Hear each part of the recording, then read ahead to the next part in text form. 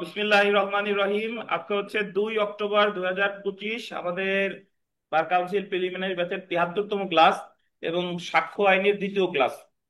তো গতদিন আমরা সর্বশেষ যেটা পড়েছিলাম যে মৌখিক সাক্ষ্য কাকে বলে এবং মৌখিক সাক্ষ্য প্রমাণের পদ্ধতি। মৌখিক সাক্ষ্য আদালতে উপস্থিত হয়ে যে মৌখিক বিবৃতি দেয় সেটার বলে মৌখিক সাক্ষ্য। আর মৌখিক সাক্ষ্য প্রমাণের পদ্ধতি বলছিল 59 ধারা। 59 ধারায় বলছিল যে দলিলের বিষয়বস্তু ছাড়া সকল বিষয় মৌখিক সাক্ষ্য দ্বারা প্রমাণ করা যাবে, এটা হলো 59।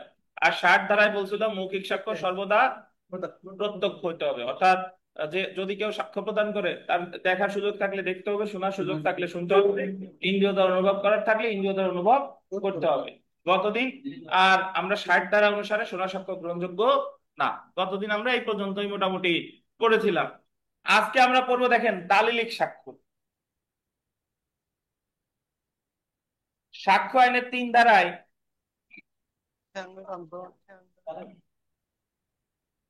দেখেন, সাক্ষ্য আইনের 3 ধারায় দালিলিক সাক্ষ্যকে সংজ্ঞায়িত করা হয়েছে। দালিলিক সাক্ষ্য গোল দিবেন 2 প্রকার। একটা হলো প্রাথমিক সাক্ষ্য, আর একটা কি মাধ্যমিক সাক্ষ্য। তো তাহলে দালিলিক একটা হলো প্রাথমিক আর একটা হলো মাধ্যমিক। এর মধ্যে দেখেন যে 61 ধারায় বলা হয়েছে প্রাথমিক বা মাধ্যমিক সাক্ষ্য দ্বারা দলিলের বিবরণ প্রমাণ করা যায়। আমাদের সাক্ষ্য আইনের যে 61 ধারা, এই জায়গায় বলতে প্রাথমিক সাক্ষ্য বা মাধ্যমিক সাক্ষ্য দ্বারা দলিলের বিবরণ প্রমাণ করা যায়। এখন প্রাথমিক সাক্ষ্য কি, মাধ্যমিক সাক্ষ্য কি, এইটার সংজ্ঞা দিছে। দেখেন, 62 ধারায় দিছে প্রাথমিক সাক্ষ্যের সংজ্ঞা, আর 63 ধারায় দিছে মাধ্যমিক সাক্ষ্যের সংজ্ঞা। প্রাথমিক সাক্ষ্য হলো স্বয়ং মূল দলিলটাকে বলে প্রাথমিক সাক্ষ্য। ধরেন আপনাদের সামনে এই যে আইন পাঠের মূল কপি, এটা হলো প্রাথমিক সাক্ষ্য। আর মাধ্যমিক সাক্ষ্য হলো যখন মূল দলিলটা ফটোকপি করছে কেউ, এটা হলো মাধ্যমিক সাক্ষ্য। অথবা আইন পাঠ দেখে হুবহু একজন একটা বই লেখছে, হুবহু মানে আইন পাঠে লাইন বাই লাইন, বাট এটা হাতে লেখা, এটা হলো মাধ্যমিক সাক্ষ্য। বুঝতে পারছেন? হ্যাঁ, প্রাথমিক সাক্ষ্য হলো স্বয়ং মূল দলিল, আর মাধ্যমিক সাক্ষ্য হলো মূল দলিলের ফটোকপি, হাতে লেখা কপি ইত্যাদি। বুঝতে পারছেন? জি। আর 61 ধারায় কি বললো, যে প্রাথমিক বা মাধ্যমিক সাক্ষ্য দ্বারা দলিলের বিবরণ প্রমাণ করা যাবে।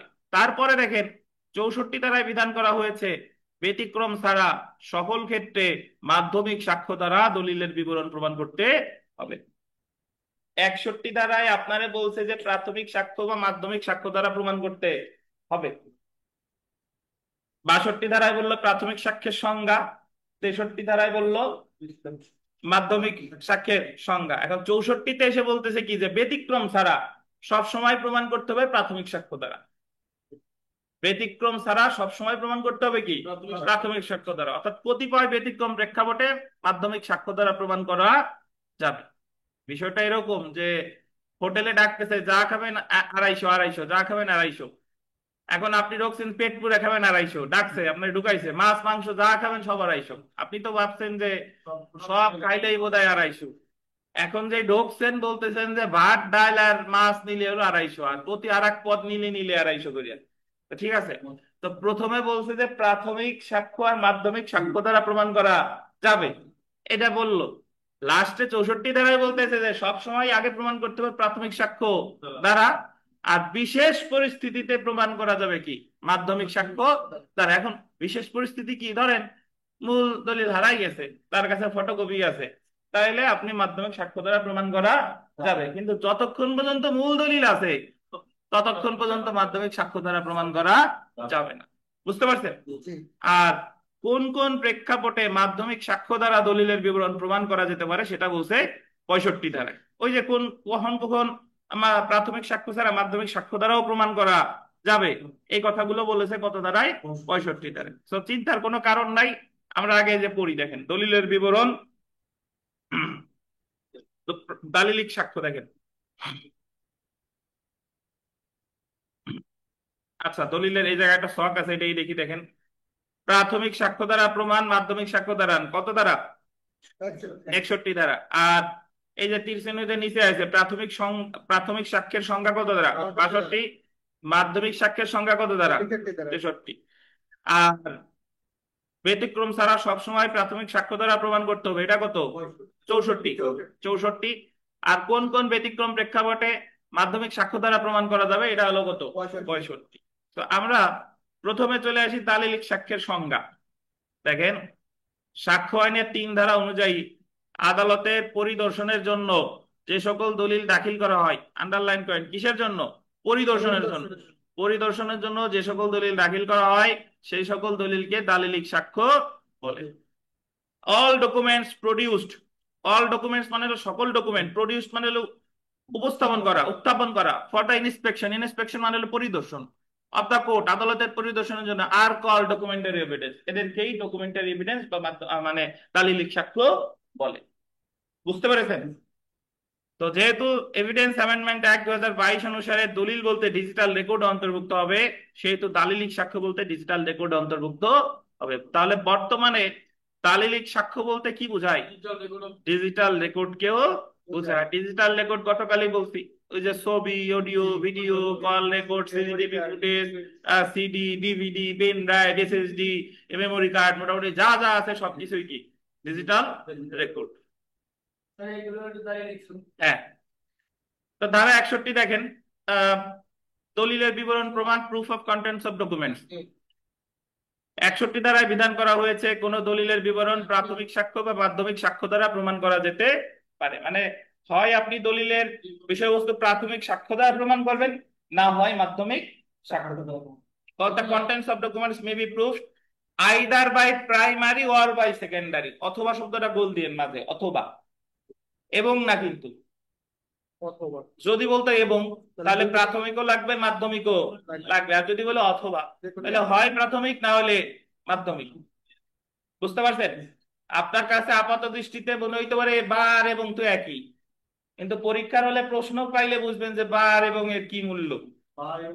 আচ্ছা, তারপরে দেখেন, অতঃপর 64 ধারায় বলা হয়েছে ব্যতিক্রম ক্ষেত্র ব্যতীত সকল ক্ষেত্রে অবশ্যই প্রাথমিক সাক্ষ্য দ্বারা দলিল প্রমাণ করতে হবে। Documents must be proved by primary evidence except in the cases hereinafter mention. বলতেছে যে ব্যতিক্রম ছাড়া সব সময় দলিলের বিষয়বস্তু প্রমাণ করতে হবে কি দ্বারা? প্রাথমিক সাক্ষ্য দ্বারা। এই এই কথাটা বলছে কত ধারায়? 64 ধারায়। এখন আমরা চলে আসি 61 ধারায়। দেখেন যে, ওয়ালাইকুম আসসালাম। দেখেন, সুতরাং 61 ধারা অনুযায়ী কোন দলিলের বিবরণ 2 প্রকার, যথা একটা হলো প্রাথমিক সাক্ষ্য আর একটা কি মাধ্যমিক সাক্ষ্য। এখন প্রাথমিক সাক্ষ্যতে বলছে দেখেন স্বয়ং দলিলটি দ্বারা, আর মাধ্যমিক সাক্ষ্য বলছে প্রাথমিক দলিলের কি দ্বারা? নকল বা কপি দ্বারা। এখন এই প্রাথমিক সাক্ষ্যের আর একটা নাম আছে, সেটা হলো মুখ্য সাক্ষ্য, একটু লিখে রাখতে পারেন। আর মাধ্যমিক সাক্ষ্যের আর একটা নাম আছে, এটা হলো গৌণ সাক্ষ্য। মুখ্য আর প্রাথমিকের আর একটা নাম হলো মুখ্য, আর মাধ্যমিকের আর একটা নাম হচ্ছে গৌণ। একটু লিখে রাখেন, নাইলে আবার পরীক্ষায় আসলে বলবেন যে স্যার তো পড়াই নাই। গৌণ, গৌণ।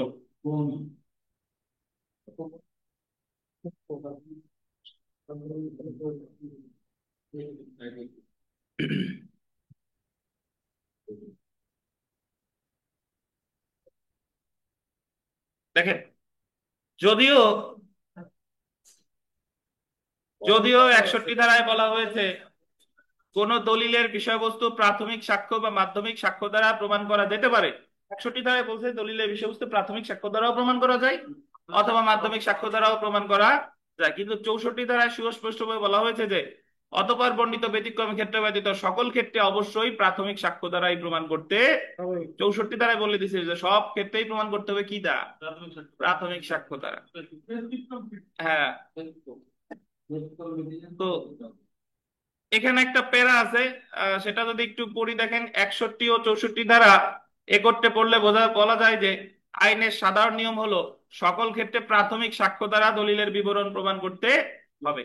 তারপর দেখেন শুধুমাত্র, শুধুমাত্র বলতেন শুধুমাত্র ব্যতিক্রম প্রেক্ষাপটে মাধ্যমিক সাক্ষ্য দ্বারা দলিল প্রমাণ করতে হবে। কোন কোন ব্যতিক্রম ক্ষেত্রে মাধ্যমিক সাক্ষ্য দ্বারা দলিলের বিবরণ প্রমাণ করা যেতে পারে তা সাক্ষ্য আইনের 65 ধারায় উল্লেখ করা হয়েছে। যে মূল দলিলের বিবরণ প্রমাণ করতে হতে হবে, উক্ত মূল দলিলটি আদালতে দেখার জন্য উপস্থাপন করতে হবে। যদি কোনো পক্ষ উক্ত মূল দলিলটি আদালতে উপস্থাপন করতে ব্যর্থ হয়, তাহলে যে দলিলটি উপস্থাপন করতে কেন ব্যর্থ হলো তার কারণ ব্যাখ্যা করবে এবং শুধুমাত্র তার পর আদালত উক্ত পক্ষকে মাধ্যমিক সাক্ষ্য দিয়ে উক্ত দলিলের বিবরণ প্রমাণ করতে অনুমতি দিতে পারে। মানে আপনি তো সবসময় মূল দলিল দ্বারাই প্রমাণ করবেন। এখন যদি আপনি আদালতে এসে বলেন যে অনার আমার এনআইডি কার্ড হারাই গেছে, এই যে আমি ফটোকপি দাখিল করছি, এখন আদালত যদি বলে যে আপনার এনআইডি কার্ড যে হারাই তাকে সেটা প্রমাণ করেন, তাইলে আমি ফটোকপি অ্যাকসেপ্ট করবো। তাহলে সেটা প্রমাণ ইওর অনার এই যে আমি জিডি করছিলাম, এই যে জিডির কপি। বুঝতে পেরেছেন? তাহলে যে কোনো বিষয় সর্বদাই প্রমাণ করতে হবে প্রাথমিক সাক্ষ্য দ্বারা। যদি কোনো কারণে প্রাথমিক সাক্ষ্য না থাকে তাহলে প্রমাণ করতে হবে কি? মাধ্যমিক সাক্ষ্য দ্বারা। এবং এই প্রাথমিক বলেন মাধ্যমিক সাক্ষ্য এই দুইটাই কি দালিলিক নাকি মৌখিক? দালিলিক। প্রাথমিক মাধ্যমিক দুইটাই কি দালিলিক।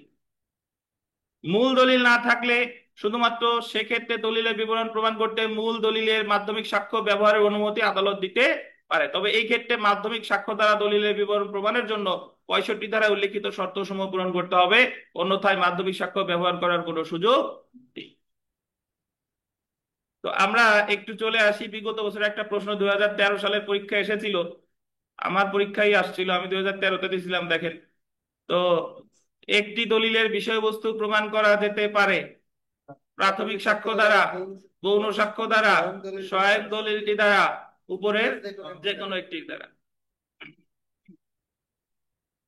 তো আমরা চলে এসে দেখেন ধারা 62 প্রাথমিক সাক্ষ্য।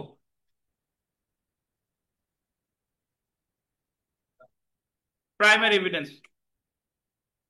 62 ধারায় প্রাথমিক সাক্ষ্যের সংজ্ঞা দেওয়া হয়েছে।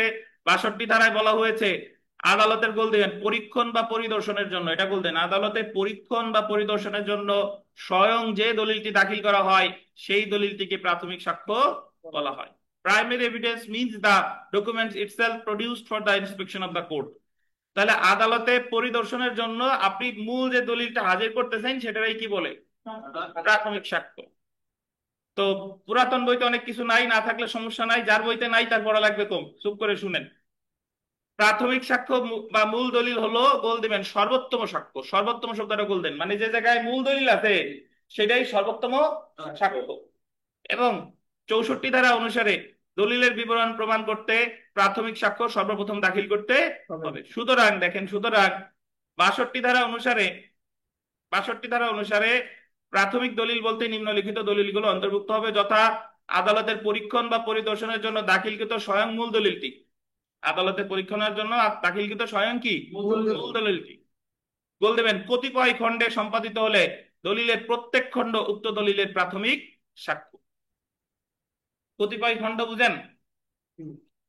কতিপয় খণ্ড এরকম অনেক হতে পারে যে একটা দলিলের অনেকগুলো খণ্ড। ধরেন একটা দলিল, একটা জমির দলিল, ওই জমির দলিল 100 পৃষ্ঠা, তাহলে 100 পৃষ্ঠায় এক একটা কি খণ্ড, ওই প্রাথমিক সাক্ষ্য প্রতিটা খণ্ডই। আর যদি এরকম হয় যে এটা আপনাদের সামনে যে আইন পাঠ, এই আইন পাঠের 7ম সংস্করণ, কারো কাছে 5ম সংস্করণ আছে, তো এর যত কপি সারা বাংলাদেশে আছে, ধরেন 10,000 কপি আছে, তাহলে 10,000 কপি প্রাথমিক সাক্ষ্য। বুঝতে পারছেন? 10,000 খণ্ডই কি প্রাথমিক সাক্ষ্য। এটুক বুঝতে।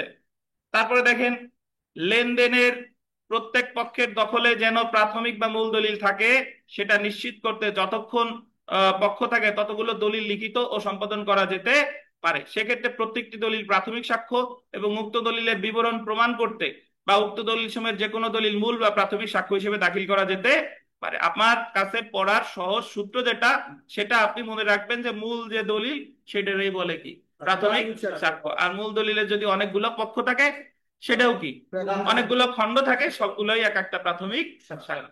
তারপর দেখেন যেমন সালিসি রোয়েদাদ 4 কপিতে প্রস্তুত করা হয়েছিল, কারণ সালিসি কার্যধারায় 4 জন পক্ষ ছিল। প্রত্যেকটি কপি সালিসকারীগণ কর্তৃক স্বাক্ষর করা হয়েছিল, প্রত্যেকটি কপি প্রাথমিক সাক্ষ্য। একটা সালিসিতে ধরেন 2টা পক্ষ, আমি ধরে নিলাম স্বামী আর স্ত্রী। তো যখন একটা সালিসি কার্যক্রম করার পরে রায় দিছে, সালিসি কর্তৃপক্ষ রায় দিবে না, এখন রায়ের কপি হুবহু একই টাইপের সিগনেচার করা, যারা সালিশ করছে তারা সিগনেচার করছে একই টাইপের, একটা আছে স্বামীর কাছে আর একটা আছে স্ত্রীর কাছে, এই দুইটাই কি প্রাথমিক সাক্ষ্য। বুঝতে পারছেন? দুইটা একই, যে দুইজনের যে সালিসি হয়েছে এটার প্রমাণ কি, দুইজনের কাছে একই টাইপের দলিল আছে, এই দুইটাই প্রাথমিক সাক্ষ্য। তারপরে দেখেন যখন কোনো দলিল প্রতিলিপি সহ সম্পাদিত হয় সেক্ষেত্রে প্রত্যেকটি প্রতিলিপি এর সম্পাদনকারীর বিরুদ্ধে প্রাথমিক সাক্ষ্য হবে, যেমন চেক। এটা আমি একটু বলাই। চেকের ক্ষেত্রে ধরেন যে সম্পাদনকারীর বিরুদ্ধে প্রাথমিক সাক্ষ্য হবে, এই কথাটার অর্থ কি? এই কথাটার অর্থ হলো চেকের ক্ষেত্রে দুইটা, একটা থাকে মুড়ি আর একটা থাকে চেক, যেটা আমরা ব্যাংকে জমা দিই, বুঝেন তো? আমি টাকা তুলতেছি, আমি চেকে সিগনেচার করলাম, সিগনেচার করলে মূল যে চেক এটা তো আমি ব্যাংকে জমা দিচ্ছি, ওটা সিগনেচার করা কার? আমার। তাহলে ওইটা, ওই চেকটা আমার সাপেক্ষে হচ্ছে কি, কি সাক্ষ্য জানেন? এই যে প্রতিলিপি সহ সম্পাদিত হয় সেক্ষেত্রে প্রত্যেকটি প্রতিলিপি এর সম্পাদনকারীর বিরুদ্ধে প্রাথমিক সাক্ষ্য, ওইটা আমার ক্ষেত্রে প্রাথমিক সাক্ষ্য। ওই যে আমি যেটা ওই জায়গা জমা দিছি ওইটা হলো আমার ক্ষেত্রে কি সাক্ষ্য? হ্যাঁ হ্যাঁ হ্যাঁ, আমার ক্ষেত্রে কি সাক্ষ্য? প্রাথমিক সাক্ষ্য। আচ্ছা, এত কথা যে কাজ নাই, মোটামুটি মনে রাখেন যে মূল যে দলিল সেটারই কি বলে? প্রাথমিক সাক্ষ্য। আর এত পেশার দরকার নাই। আর একটা জিনিস একটু বোঝার আছে, সেটা হলো একটু বুঝেন সবাই ঠান্ডা মাথায়। যে ধরেন এই যে যে আইন পাঠ, যে কপিটা আইন পাঠ, এই আইন পাঠের ইনি 7,000 কপি ছাপাইছে। তাহলে ইনার কাছে, এই জাহাঙ্গীর আলম সাহেবের কাছে একটা মূল কপি আছে, সেটা থেকেই তো এই বইগুলা ছাপাইছে। তাহলে যদি আপনি এই 7,000 কপির সাথে মূল কপি তুলনা করেন, যেটা থেকে এগুলো আসছে, সেই ক্ষেত্রে ওই মূল কপি হলো প্রাথমিক সাক্ষ্য, আর এই 7,000 কপি হলো তার মাধ্যমিক সাক্ষ্য। মানে তুলনা যখন দুইটার ভিতরে, ওই একটার সাথে 7,000-এর, তখন একটা হলো প্রাথমিক আর বাকি 7,000 হলো কি? মাধ্যমিক। বুঝছেন? কিন্তু তুলনা যখন মূলটার সাথে নাই, 7,000-এর একটার সাথে আর একটা, তখন এগুলা প্রাথমিক। বুঝছেন? আপনার বাবার সাথে ছেলেদের তুলনা করলে বাবা হলো প্রাথমিক সাক্ষ্য আর ছেলেরা কি? মাধ্যমিক সাক্ষ্য। কিন্তু যখন ভাইদের মধ্যে তুলনা করা হচ্ছে, বাবা বা ভাইদের মধ্যে, তখন সবাই কি? প্রাথমিক। বুঝতে পারছেন?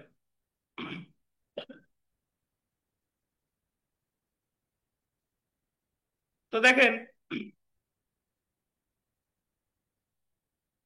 লাস্টের পয়েন্টটা একটু পড়ি। যে ক্ষেত্রে কতিপয় দলিল একই পদ্ধতিতে প্রস্তুত করা হয় সেক্ষেত্রে এমন প্রস্তুতকৃত প্রত্যেকটি দলিল প্রাথমিক সাক্ষ্য হবে, যেমন মুদ্রণ, লিথোগ্রাফি, ফটোগ্রাফি করে প্রস্তুতকৃত দলিল।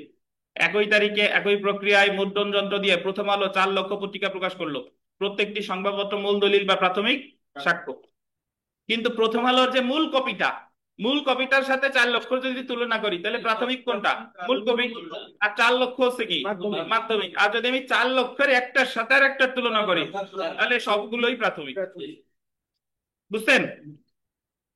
বা কম্পিউটারে লিখিত একটি চুক্তিপত্রের 5টি কপি একই সময় প্রিন্ট করা হলো এবং উক্ত চুক্তিপত্রের প্রত্যেকটি পক্ষ সেটা স্বাক্ষর করলো, প্রত্যেকটি প্রিন্ট কপি প্রাথমিক সাক্ষ্য।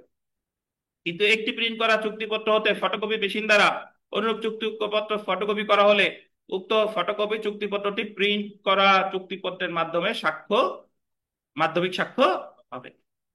বুঝেন কিনা? তাহলে এত কথার মূল কথা হলো ভাই, যে মূল দলিল প্রাথমিক সাক্ষ্য। মূল দলিলের যদি 1,000 খণ্ড থাকে, 1,000টা প্রাথমিক সাক্ষ্য।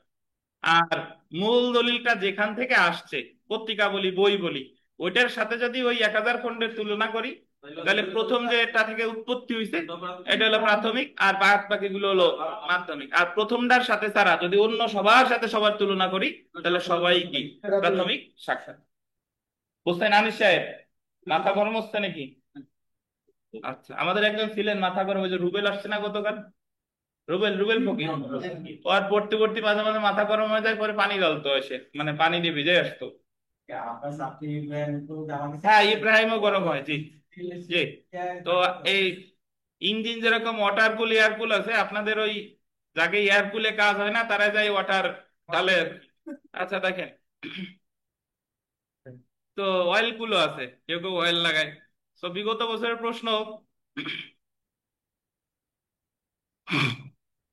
দ্য অ্যাক্ট 1872-এর 63 অনুযায়ী, ধারা 63 অনুযায়ী সেকেন্ডারি এভিডেন্স নয় নিচের কোনটি? সেকেন্ডারি এভিডেন্স নয় বলছে, ঠিক আছে। তো এই প্রশ্নটা একটু পরে পড়ি আমরা, ওই একটু শেষ করে আসি, তার মূল দলিলের এটা পরে পড়লে বুঝতে পারবো, আপাতত এটা পড়বো না। আচ্ছা, প্রশ্নগুলো পরেই পড়ি, আগে 63 দ্বারা পড়ে আসি, আসেন। মাধ্যমিক সাক্ষ্য বা সেকেন্ড, আচ্ছা প্রাথমিক সাক্ষ্য বুঝেন নাই কেউ আছেন? আশা করি বুঝতেন না। আচ্ছা, ধারা 63 মাধ্যমিক সাক্ষ্য বা সেকেন্ডারি এভিডেন্স। সাক্ষ্য আইনের 63 ধারায় গোল দিবেন 5 ধরনের দলিলকে মাধ্যমিক সাক্ষ্য হিসেবে উল্লেখ করা হয়েছে। কত ধরনের? 5 ধরনের। 63 ধারা অনুযায়ী মাধ্যমিক সাক্ষ্য হলো, তানভীর সাহেব কোথায়? তাহলে মাধ্যমিক সাক্ষ্য কয় ধরনের? 5 ধরনের। 5 ধরনের প্রথম যেটা দেখেন, ওনার টেক্সট দেন যে আসতে বলছে, এখনো অনেক পড়া আছে। প্রথম যেটা দেখেন জাবেদানকল সার্টিফাইড কপিস। জাবেদানকলের মানে হলো সত্যায়িত কপি আর কি, সত্যায়িত অনুলিপি। দেখেন একটু পড়ি। এই আইনে অতঃপর বর্ণিত বিধান অনুযায়ী প্রদত্ত জাবেদানকল certified copies given under the provisions hereinafter contain মাধ্যমিক সাক্ষ্য মর্মে গণ্য হবে।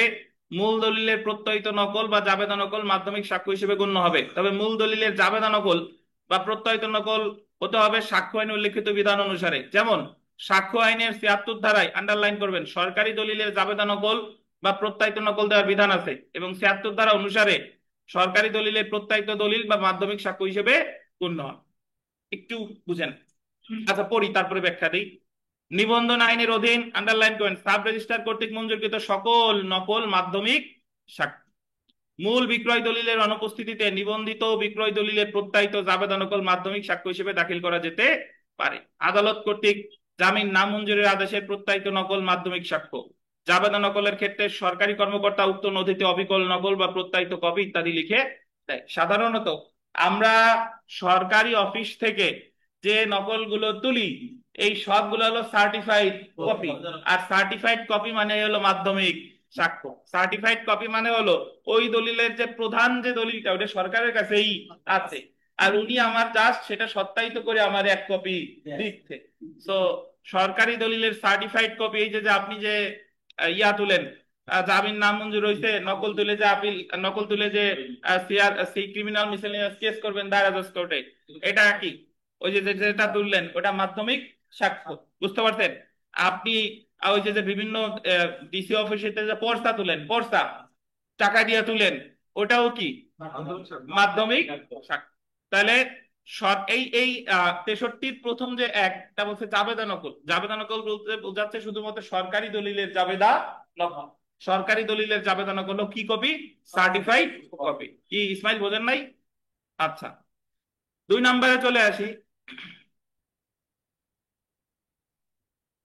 যান্ত্রিক উপায়ে প্রস্তুতকৃত নকল copies made by mechanical process.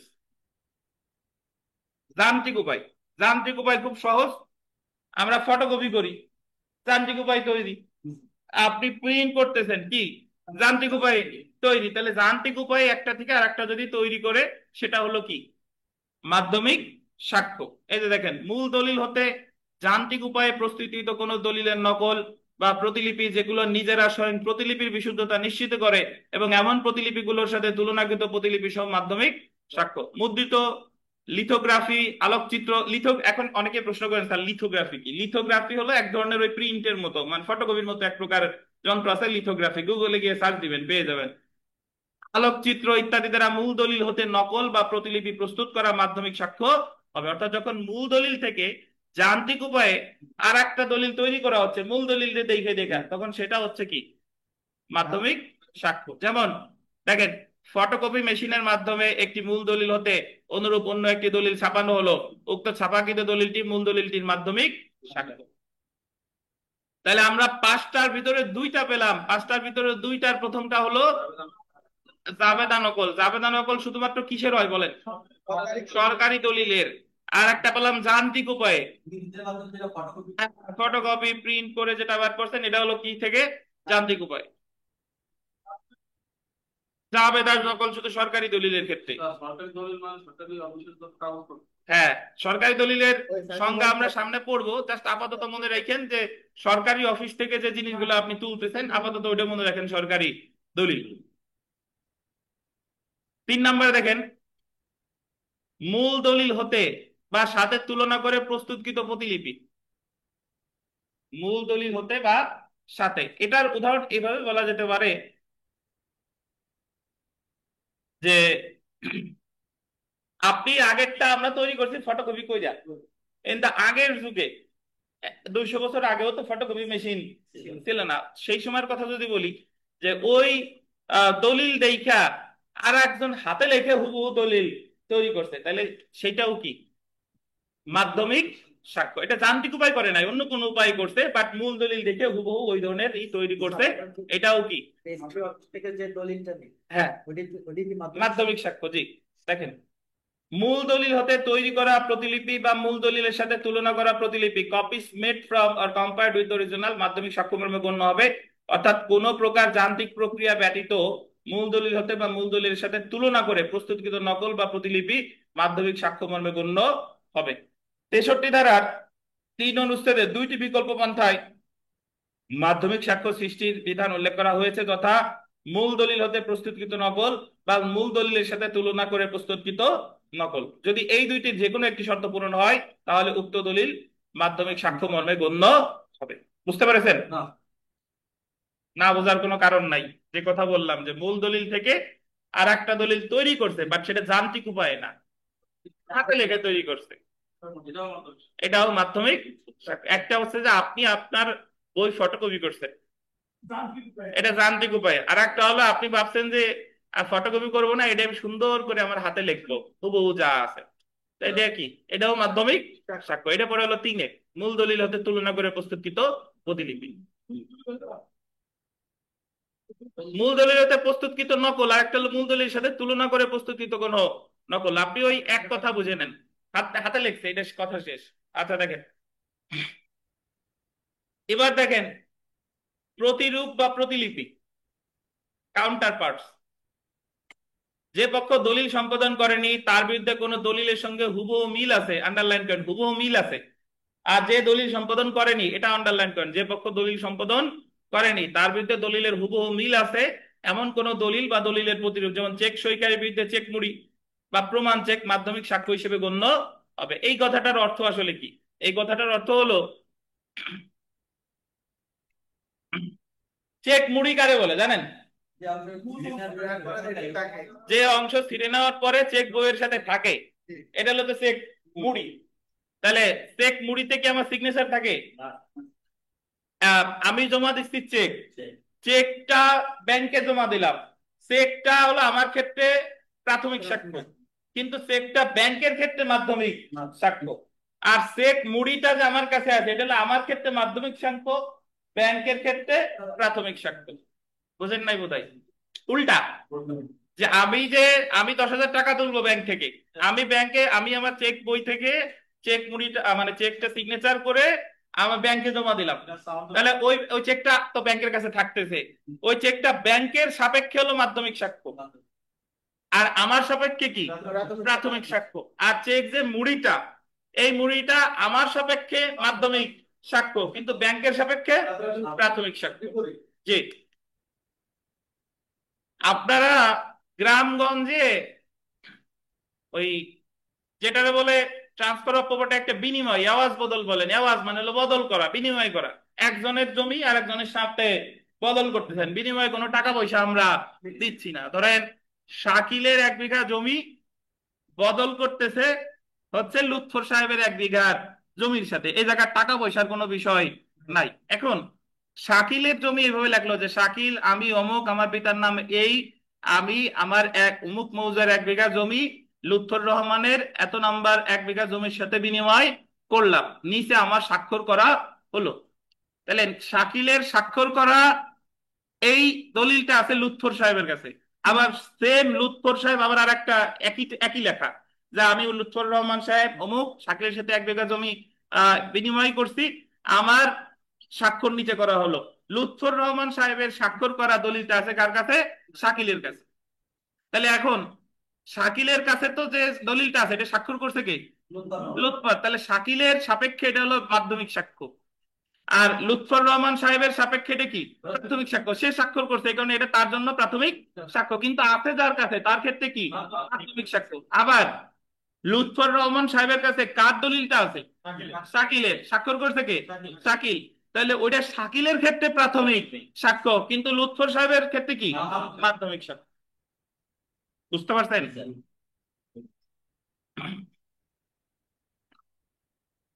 সবশেষে দেখেন, বিবরণ বিষয়ে মৌখিক বিবৃতি, আন্ডারলাইন করেন, বিবরণ বিষয়ে মৌখিক বিবৃতি, oral accounts of the contents.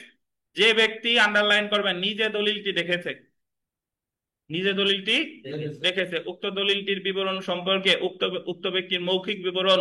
তবে অশিক্ষিত ব্যক্তি, এটা আন্ডারলাইন করে, এটা বলবেন, অশিক্ষিত ব্যক্তি কোনো দলিলের বিবরণ বিষয়ে মাধ্যমিক সাক্ষ্য দিতে পারে না যদিও সেই মূল দলিলটি দেখেছে। এই কথাটার অর্থ হলো কি, অনেক সময় এমন অনেক দলিল আছে যে দলিলগুলো আদালতে হাজির করা যাচ্ছে না, কিন্তু কোনো ব্যক্তি ওই দলিলের বিবরণ দেখছে, চোখ দিয়া দেখছে, তাহলে সে আদালতে এসে মুখ দিয়ে যদি বলে যে ওনার আমি অমুক জায়গায় দলিল দেখছি, ওই দলিলে এই কথা লেখা আছে, এইটাও এক প্রকারের মাধ্যমিক সাক্ষ্য। বুঝতে পারছেন? কিন্তু যে অশিক্ষিত, তার ক্ষেত্রে আবার মাধ্যমিক সাক্ষ্য হবে না। সে যদি আইসা বলে হলুদ কালার লাল নীল কালো দিয়ে কি কি যেন লেখা আছে, এটা হবে না। বুঝছেন? তো তাহলে এটা খুবই গুরুত্বপূর্ণ, 5 নাম্বার পয়েন্টটা আপনাদের একটু মনে থাকতে হবে, যে আমরা সাধারণত জানি যে আদালতে দালিলিক কিছু হাজির করলেই সেটা দালিলিক সাক্ষ্য, কিন্তু এই জায়গায় দালিলিক কিছু হাজির না করলেও দালিলিক সাক্ষ্য হতে পারে। কখন? যদি দলিল যে দেখেছে সে এসে যদি আদালতে এসে বলে। ধরেন গত বছরের 5ই আগস্ট ঘটনা ঘটার পরে আমাদের বাংলাদেশের অনেক সরকারি অফিসের অনেক দলিলপত্র নষ্ট হয়ে গেছে না? তো দেখা গেল যে নষ্ট হওয়ার আগে একজন ব্যক্তি ওই দলিলে কি লেখা ছিল সে এটা দেখছে। তো এখন সে যদি আদালতে এসে কোনো কথা বলে যে ওনার অমুক দলিল তো গণভবনে ছিল, গণভবন তো সব পুড়ে গেছে, তো আমি এই দলিলটা বিষয়ে এই কথা দেখছি, তাহলে এটা কি সাক্ষ্য? মাধ্যমিক সাক্ষ্য। বুঝতে পেরেছেন? তাহলে এই জায়গা যতই আমরা জটিল করে পড়ি না কেন, আমি আপনাদের চেষ্টা করছি সহজভাবে উপস্থাপনের। মাধ্যমিক সাক্ষ্য 5 প্রকার, সংক্ষেপে মনে রাখেন। একটা হলো একে জাবেদা নকল, 2 হলো যান্ত্রিক উপায়ে তৈরি, 3 হলো প্রতিলিপি, 4 হলো যে কাউন্টার পার্ট, আমি যেটা সম্পাদন করছি সেটা আছে আরেকজনের কাছে, আরেকজন যেটা করছে সেটা আছে আমার কাছে। আর 5 হলো কি, যান্ত্রিক উপায়ে প্রস্তুত, 5 হলো যে মৌখিক বিষয়, মৌখিক বিবৃতি, যে ওই দলিল দেখছি। এই সকল ক্ষেত্রে এই সবগুলো হবে কি, মাধ্যমিক সাক্ষ্য। এখন আপনার পরীক্ষায় যদি প্রশ্ন আসে যে মাধ্যমিক সাক্ষ্য কি, মাধ্যমিক সাক্ষ্য সম্পর্কে বিস্তারিত লেখো, তাহলে আপনার তো এত পড়ার দরকার নাই, আপনি জাস্ট মনে রাখলে হইলো ওই যে জাবেদা নকল। জাবেদা নকল দিয়ে তো লিখতে পারবেন যে সরকারি দলিলের যে নকল দেয় সেটারই কি বলে, জাবেদা নকল। তারপরে যান্ত্রিক উপায় তৈরি, তারপর প্রতিলিপি, তারপরে আমি সম্পাদন করিনি এরকম দলিল আমার কাছে থাকলে, বা আমি সম্পাদন করছি এরকম দলিল আরেকজনের কাছে থাকলে, আর সবশেষ হলো মৌখিক বিবৃতি।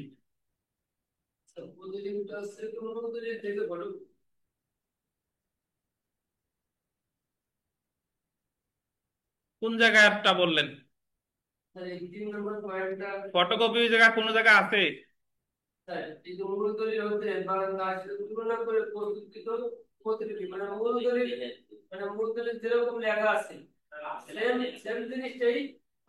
হ্যাঁ হ্যাঁ হ্যাঁ। আমরা কোর্টে আসার আগে একটা ফটোকপি ছিল না, নকল আনতে গেলে ওই কোর্টে যে কপিটা থাকে এই হাতে লিখে আসে। বুঝছেন? আচ্ছা, বিগত বছর প্রশ্ন দেখেন, নিম্নের কোন দলিলটি মাধ্যমিক সাক্ষ্য হিসেবে গণ্য হয়? মূল বিক্রয় দলিল, মূল বন্ধকি দলিল, মূল বিক্রয় দলিলের খসড়া, মূল বিক্রয় দলিলের ফটোগ্রাফ। কোনটা? ফটোগ্রাফ মানেই হলো ফটোকপি। তো এই জায়গায় মাধ্যমিক সাক্ষ্য হিসেবে গণ্য হবে কোনটা? মূল বিক্রয় দলিলের ফটোগ্রাফ। এখন আমরা একটু 65 ধারায় চলে আসি। দেখেন 64 ধারায় এর আগে আমরা পড়ছি, 64 ধারায় বলছে যে ব্যতিক্রম ছাড়া। আচ্ছা, তার আগে এই যে 63 ধারার 1, 2, 3 এগুলোর মধ্যে পার্থক্য একটু দেখাই দিই। দেখেন, সাক্ষ্য আইনের 76 ধারা অনুসারে সরকারি দলিলের জাবেদা নকলের ক্ষেত্রে 63-1 প্রযোজ্য হবে নাকি? অর্থাৎ সরকারি দলিলের জাবেদা নকল 63 ধারার 1 অনুসারে মাধ্যমিক সাক্ষ্য মর্মে গণ্য হবে। অন্যদিকে 63 ধারার 2 ও 3 অনুচ্ছেদের মধ্যে পার্থক্য হলো, উভয় ক্ষেত্রে মূল দলিল হতে প্রস্তুতকৃত নকল বা প্রতিলিপিকে মাধ্যমিক সাক্ষ্য বলা হলেও যান্ত্রিক উপায়ের ক্ষেত্রে কত, 63-2, আর যান্ত্রিক উপায় ব্যতীত অন্যান্য ক্ষেত্রে হলো 63-3। এ হলো পার্থক্য। এখন আমরা 65 ধারায় আসি। দেখেন যে যে সকল ক্ষেত্রে দলিল সম্পর্কে মাধ্যমিক সাক্ষ্য দেওয়া যেতে পারে। আমরা 64 ধারায় দেখেন, সাক্ষ্য আইনে 64 ধারার বিধান মতে গোল দিবেন ব্যতিক্রম ছাড়া সকল ক্ষেত্রে দলিল প্রাথমিক সাক্ষ্য দ্বারা প্রমাণ করতে হবে। সাক্ষ্য আইনে যে 64 ধারায় বলছে যে ব্যতিক্রম ছাড়া সব সময় প্রমাণ করতে হবে কি দ্বারা? প্রাথমিক সাক্ষ্য দ্বারা। প্রাথমিক সাক্ষ্য হলো মূল দলিল, মূল দলিল দ্বারা। কোন কোন ক্ষেত্রে ব্যতিক্রম, কোন কোন ব্যতিক্রম ক্ষেত্রে মাধ্যমিক সাক্ষ্য দ্বারা দলিল প্রমাণ করা যায় তা সাক্ষ্য আইনের 65 ধারায় বলা হয়েছে। সাক্ষ্য আইনের 65 ধারায় বলতে পারেন 60টি ব্যতিক্রম ক্ষেত্রে উল্লেখ করা হয়েছে যেখানে মাধ্যমিক সাক্ষ্য গ্রহণযোগ্য। কয়টা? 7টা। এই 7টা কি আমরা একটু দেখবো। দেখেন, প্রথম যেটা দেখেন, 1 নম্বর, যে ব্যক্তির বিরুদ্ধে প্রমাণ করা হবে তার দখলে থাকলে। মানে আমি একটা দলিলের বিষয়বস্তু প্রমাণ করব, আমার কাছে ফটোকপি আছে, কিন্তু মূল দলিলটা প্রমাণ করতে চাই বিমল সাহেবের বিরুদ্ধে, বিমল সাহেবের কাছেই মূল দলিলের কপি আছে, তাহলে আমার ফটোকপি দেখাইলেই হচ্ছে। ওই যে আমরা জমি বেচা কেনার চুক্তি করছি, আর বিমল সাহেব বিক্রি করবে না, আর আমি কিনতে চাচ্ছি, আমি চুক্তি বাতিলের, চুক্তি প্রবলের মামলা করে দিছি যে কেন উনি বিক্রি করবে না। এখন আপনি চুক্তির, আমি চুক্তির ফটোকপি দাখিল করছি, এখন আদালত যদি বলে যে আপনার মূল দলিল কোথায়, মূল চুক্তিপত্র কোথায়, আমি বলবো যে ওনার মূল চুক্তিপত্র আছে বিমল সাহেবের কাছে, তো আমার ফটোকপি দেখালেই হবে। বুঝতে পেরেছেন? তারপরে দেখেন, এমন কোন ব্যক্তির দখলে আছে যে নাগালের বাইরে, আউট অফ রিচ, আপনার কাছে ফটোকপি আছে, এখন আপনার এই দলিলটা এমন একজনের কাছে আছে যে আসলে নাগালের বাইরে, আর আনাও ইতিমধ্যে মানে যাচ্ছে না, হাজির করা সম্ভব না, তো সেই ক্ষেত্রেও মাধ্যমিক সাক্ষ্য দ্বারা প্রমাণ করা যেতে পারে। এমন কোন ব্যক্তির দখলে আছে যে আদালতের প্রক্রিয়ার বাইরে, সেম কথা, মানে আদালতের প্রক্রিয়ার বাইরে মানে হলো আদালতের ওই, আদালত তারে হাজির করতে বলতে পারতেছে না, তখন সে বিদেশে আছে।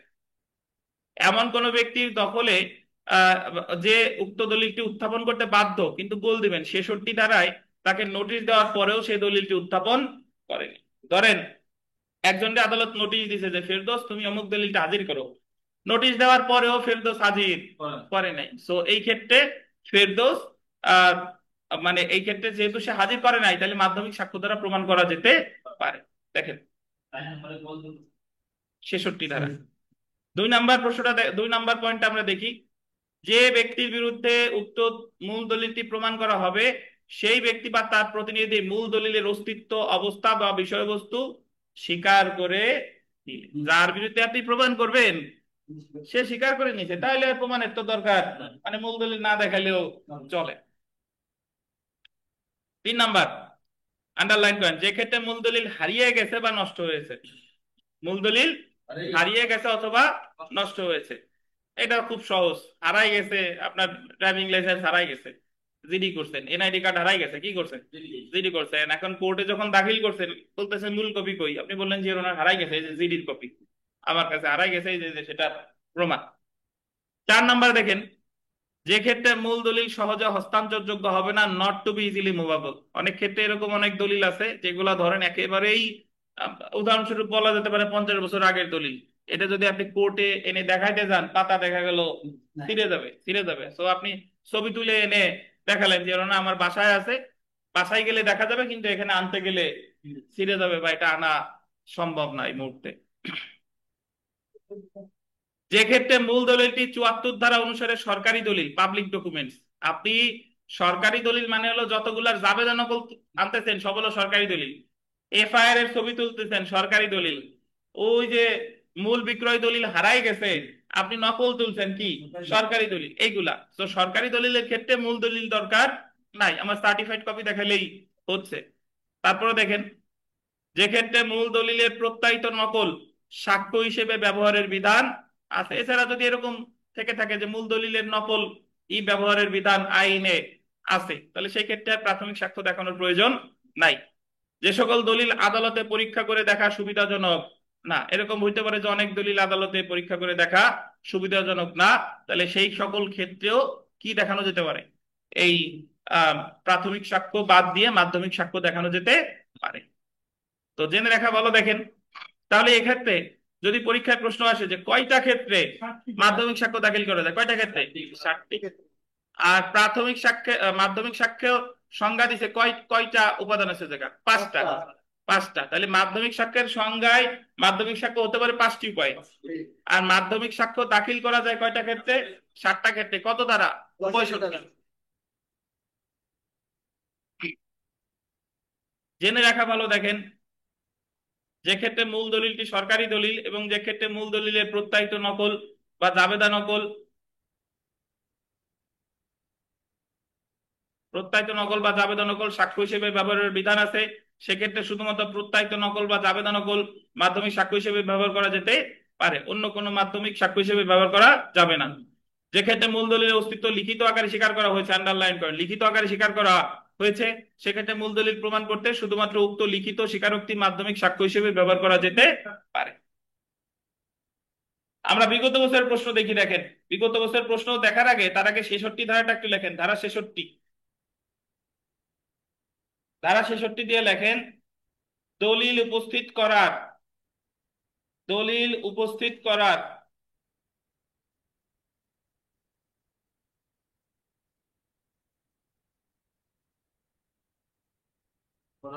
নোটিশ সংক্রান্ত নিয়মাবলী,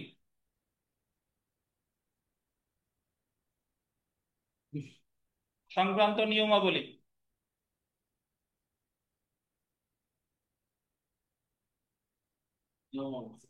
আজকে আমাদের উপস্থিতি খুবই কম নাকি? তা খুবই কম হইলেও যারা, যাদের এই মানে যাদের আসার কথা না তারা কিন্তু আসছে। এই যে বিমল সাহেব, পূর্ণ, নির্মল, পিপাস, উন্ডা আসছে, ইন্দা আসছে, ইনাদের তো দশমী, ইন্দা তো আসছে। দেখেন তো, দলিল উপস্থিত করার নোটিশ সংক্রান্ত নিয়মাবলী। তো এটা হলো যে যে কাউরে দলিল হাজির করতে যে নোটিশটা দিছে, এই নোটিশটা দিবে কত ধারায়? 66 ধারায়। বুঝতে পেরেছেন? তো আমরা একটা প্রশ্নটা একটু পড়ি। দেখেন, কোন ক্ষেত্রে মাধ্যমিক সাক্ষ্য দেওয়া যায় না?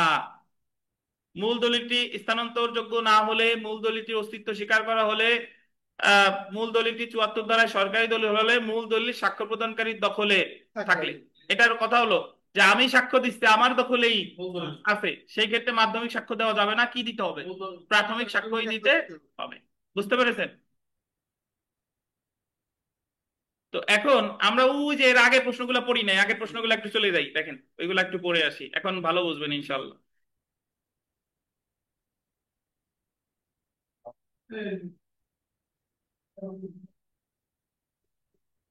2023 সালে একটা প্রশ্ন আসে, দ্য এভিডেন্স অ্যাক্ট 1872-এর 63 ধারা 63 অনুযায়ী কোনটি সেকেন্ডারি এভিডেন্স নয়? দলিলের প্রত্যক্ষদর্শীর মৌখিক বিবরণ, এটা তো সেকেন্ডারি এভিডেন্স আমরা জানি নাকি? মূল দলিলের প্রত্যায়িত ফটোকপি, এটাও কি সেকেন্ডারি এভিডেন্স? স্বয়ংক্রিয়কৃত নকল, এটাও কি সেকেন্ডারি এভিডেন্স? তাহলে সেকেন্ডারি এভিডেন্স নয় যেটা হয় সেটা হলো মূল দলিলের কার্বন কপি। এখন আপনি যদি বলেন স্যার মূল দলিলের কার্বন কপি কেন এটা সেকেন্ডারি এভিডেন্স নয়, যদি পাল্টা প্রশ্ন করেন, তাহলে আপনার উত্তর হচ্ছে যে আমরা ওই যে বলি যে অনেক ক্ষেত্রে যে কোনটা উত্তর সেটা জানি, আর অনেক ক্ষেত্রে কোন তিনটা যে উত্তর না সেটা আমরা জানি। তো এই ক্ষেত্রে এই যে যে ক, গ আর ঘ, এই সবগুলোই কত ধারায় আছে বলেন তো? 63 ধারায় আছে। তাহলে 63 ধারায় মূল দলিলের কার্বন কপি ধরেন তাই, এই কারণে এটা হচ্ছে উত্তর। আরো যদি এভাবে দেখেন, যে এই ব্যাখ্যায় দিছে যে যেমন কার্বন ব্যবহার করে একই সাথে সৃষ্ট প্রত্যেকটি কার্বন কপি মূল দলিলের প্রাথমিক রূপ মর্মে গণ্য হবে। আচ্ছা যাই হোক, আমরা 2 নাম্বার প্রশ্নে আসি। 2 নাম্বার, দ্য এভিডেন্স অ্যাক্ট 1872 অনুযায়ী প্রাথমিক সাক্ষ্য অর্থ কি?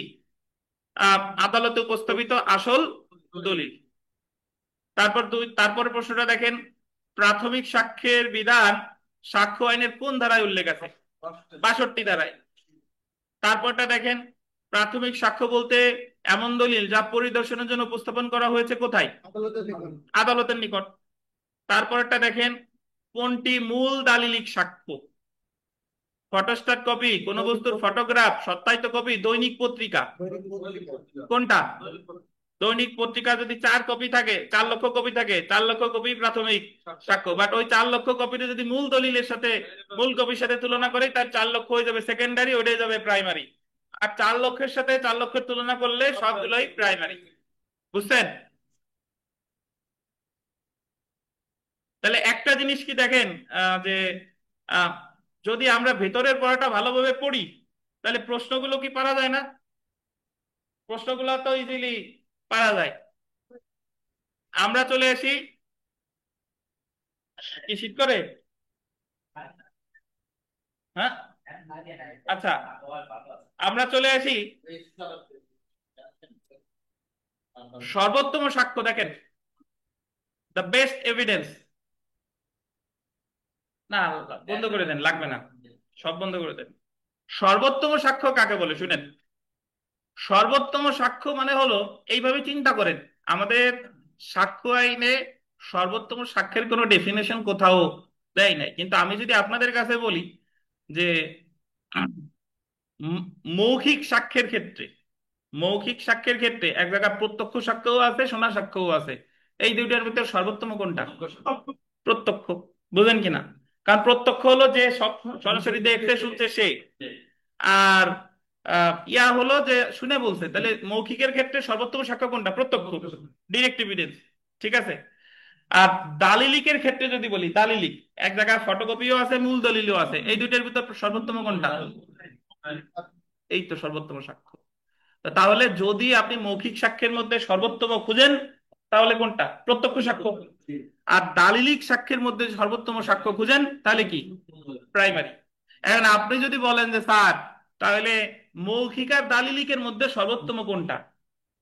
মৌখিক আর দালিলিকের মধ্যে সর্বোত্তম কোনটা? আনিস বলেন তো কোনটা, দেখি, আনিস সাহেব।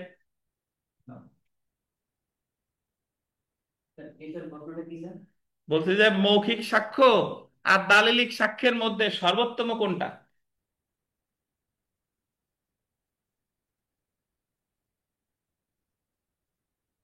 মৌখিক সাক্ষ্য তো বুঝেন, বুঝেন না? আর দালিলিক সাক্ষ্য তো বুঝেন, যেটা লেখা আছে।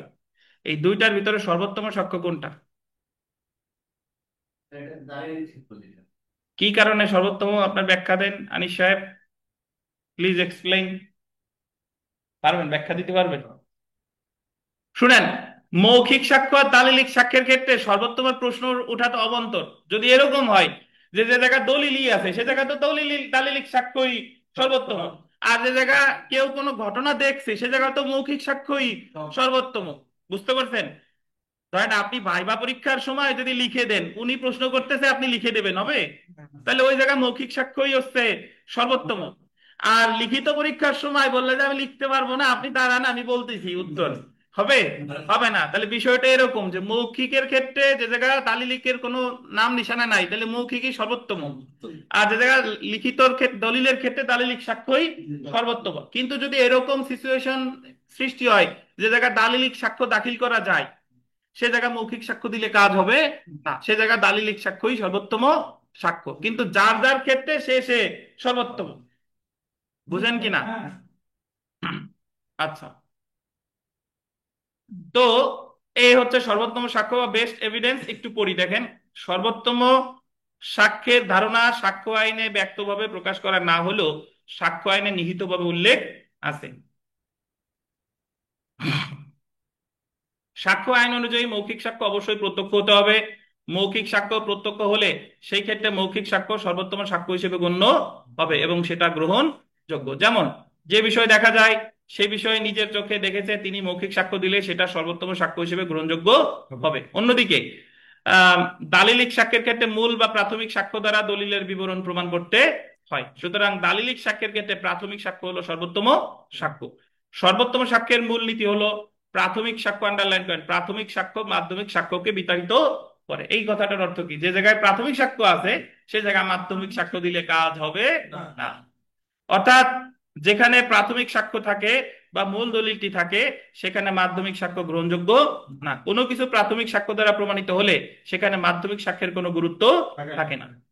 সর্বোত্তম সাক্ষ্যের ধারণা সাক্ষ্য আইনে গোল দিবেন 60 ও 64 ধারায় উল্লেখ করা হয়েছে। 60 ধারার কত ধারা? 60 আর 64-তে কি আছে মনে আছে? 60-এ আছে মৌখিক সাক্ষ্য সর্বদা প্রত্যক্ষ করতে হবে, আর 64-তে আছে ব্যতিক্রম ছাড়া সবসময় দলিলের বিষয়বস্তু প্রমাণ করতে হবে প্রাথমিক সাক্ষ্য দ্বারা। বুঝছেন? কারণ 60 ধারায় বলা হয়েছে মৌখিক সাক্ষ্য অবশ্যই প্রত্যক্ষ হতে হবে, আর 64 ধারায় বলা হয়েছে ব্যতিক্রম ছাড়া সকল ক্ষেত্রে অবশ্যই প্রাথমিক সাক্ষ্য দ্বারা দলিল প্রমাণ করতে। তাহলে আমরা বলতে পারি যে মৌখিক সাক্ষ্যের ক্ষেত্রে সর্বোত্তম সাক্ষ্য 60 ধারা, আর দালিলিক সাক্ষ্যের ক্ষেত্রে সর্বোত্তম সাক্ষ্য কত ধারা? 64 ধারা। বুঝছেন? এখন আমরা চলে এসে দেখেন শোনা সাক্ষ্য, হিয়ার্স দি এভিডেন্স। পাইছেন? শোনা সাক্ষ্যের পাশে লেখেন জনশ্রুত সাক্ষ্য। জনশ্রুত বা শ্রুত, জনশ্রুত সাক্ষ্য।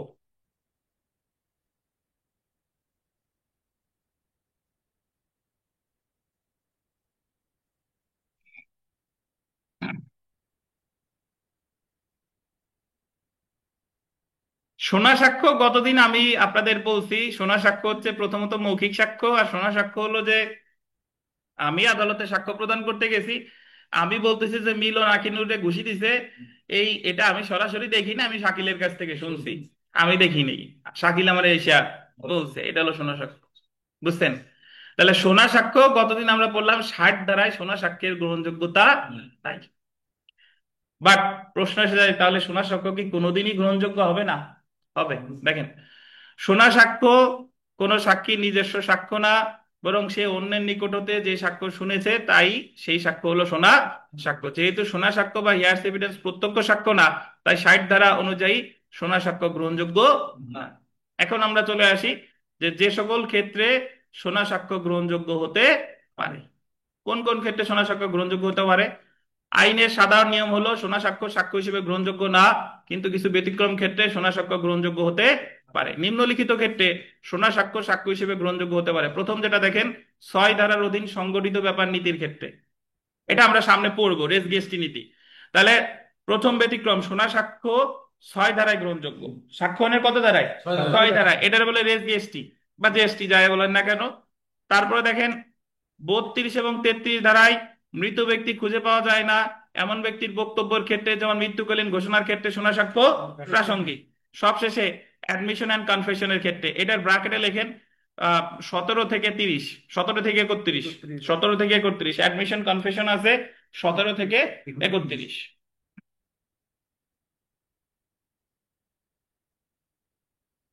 এই এই যে যে 6 ধারা, 32, 33, 17 থেকে 31, কোন ধারা আমরা বাদ দেবো না, সব ধারা আমরা সামনে ইনশাল্লাহ পড়বো। বাট আপাতত মনে রাখেন, যদি আসে যে শোনা সাক্ষ্য কি 60 ধারায় গ্রহণযোগ্য না, কোন কোন ক্ষেত্রে গ্রহণযোগ্য? 6 ধারায়, 32, 33 ধারায়, আর 17 থেকে কত 31 ধারায়।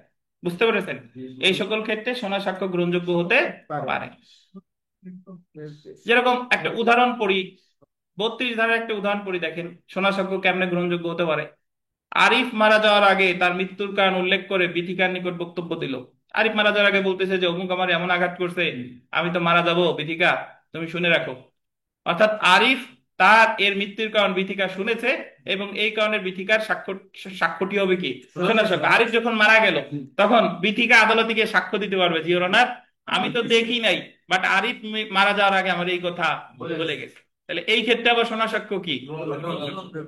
যেহেতু আরিফের খুনের বিচারের সময় আরিফকে সাক্ষী হিসেবে হাজির করা সম্ভব না, সেহেতু 32 ধারা অনুসারে আরিফের মৃত্যুকালীন ঘোষণা যেটা বিথিকা শুনেছে সেটা গ্রহণযোগ্য হতে পারে। দেখেন, হবে না কিন্তু, কি বলছে?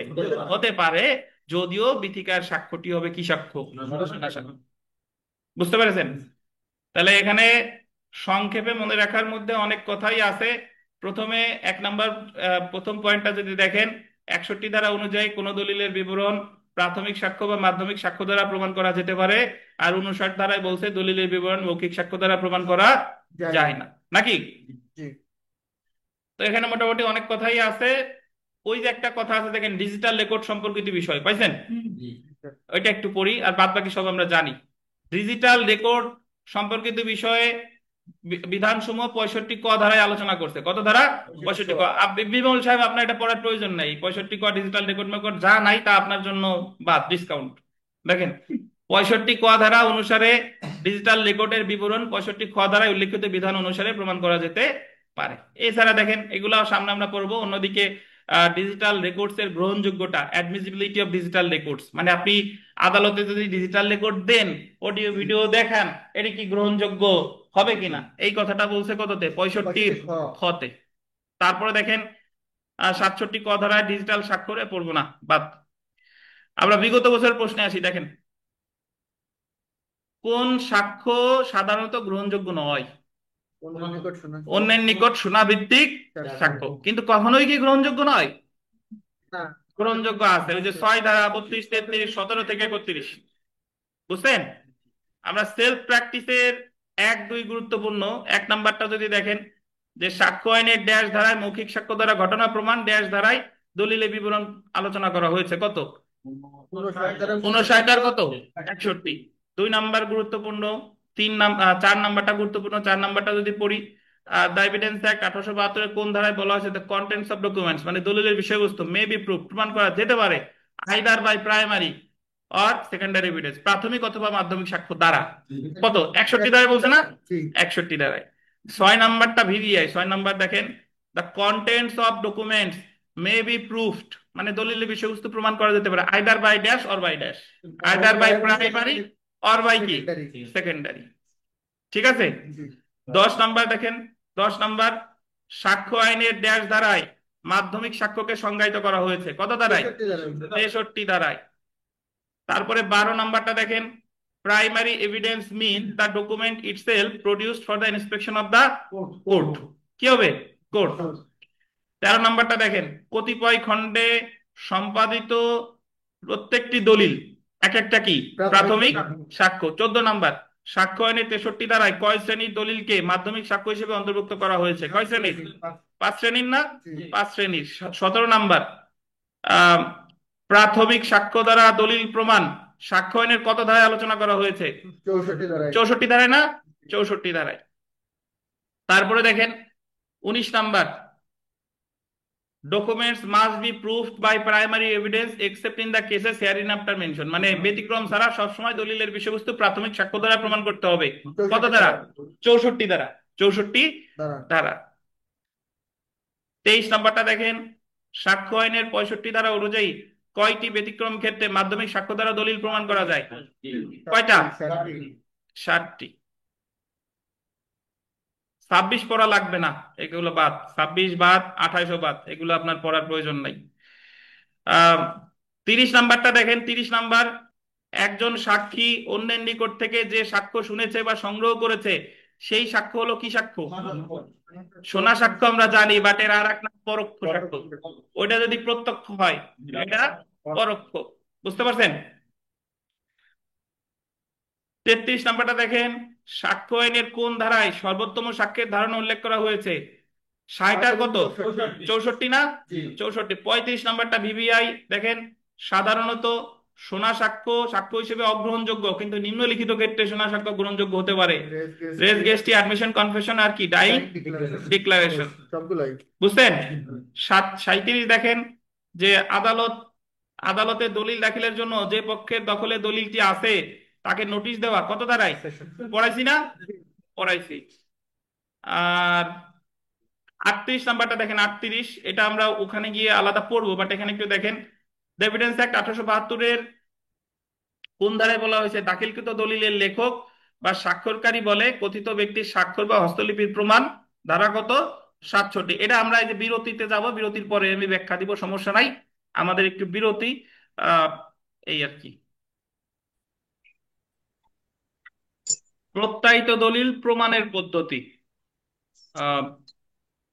Modes of proving attested documents. প্রত্যয়ন এবং প্রত্যয়নকারী সাক্ষী। প্রত্যয়ন এবং প্রত্যয়নকারী সাক্ষীটা আসলে কি?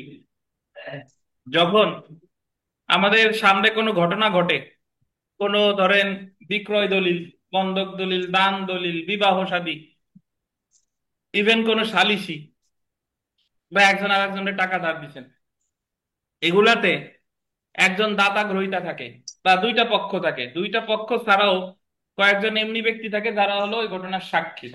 তারা প্রত্যয়ন করে যে আসলে এই ঘটনাটা ঘটছে এবং আমরা হলাম এটার সাক্ষী। তখন বিবাহের ক্ষেত্রে, মুসলিম বিবাহের ক্ষেত্রে বর কনে থাকে, বর কনে ছাড়াও ওই বিবাহতে দুইজন সাক্ষী থাকে।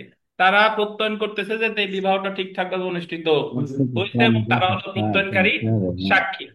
তো ভবিষ্যতে যদি কোনো প্রশ্ন উঠে যে আসলে বিবাহটা বৈধ কিনা, তাহলে এই বৈধতা আসলেই বৈধ কিনা এটা প্রমাণ করবে কারা? প্রত্যয়নকারী সাক্ষীর মাধ্যমে, যে এরা সাক্ষ্য দিছিল। তো এই বিষয়টাই আলোচনা করছে সম্পত্তি হস্তান্তর আইনের 68 থেকে 73 ধারা পর্যন্ত।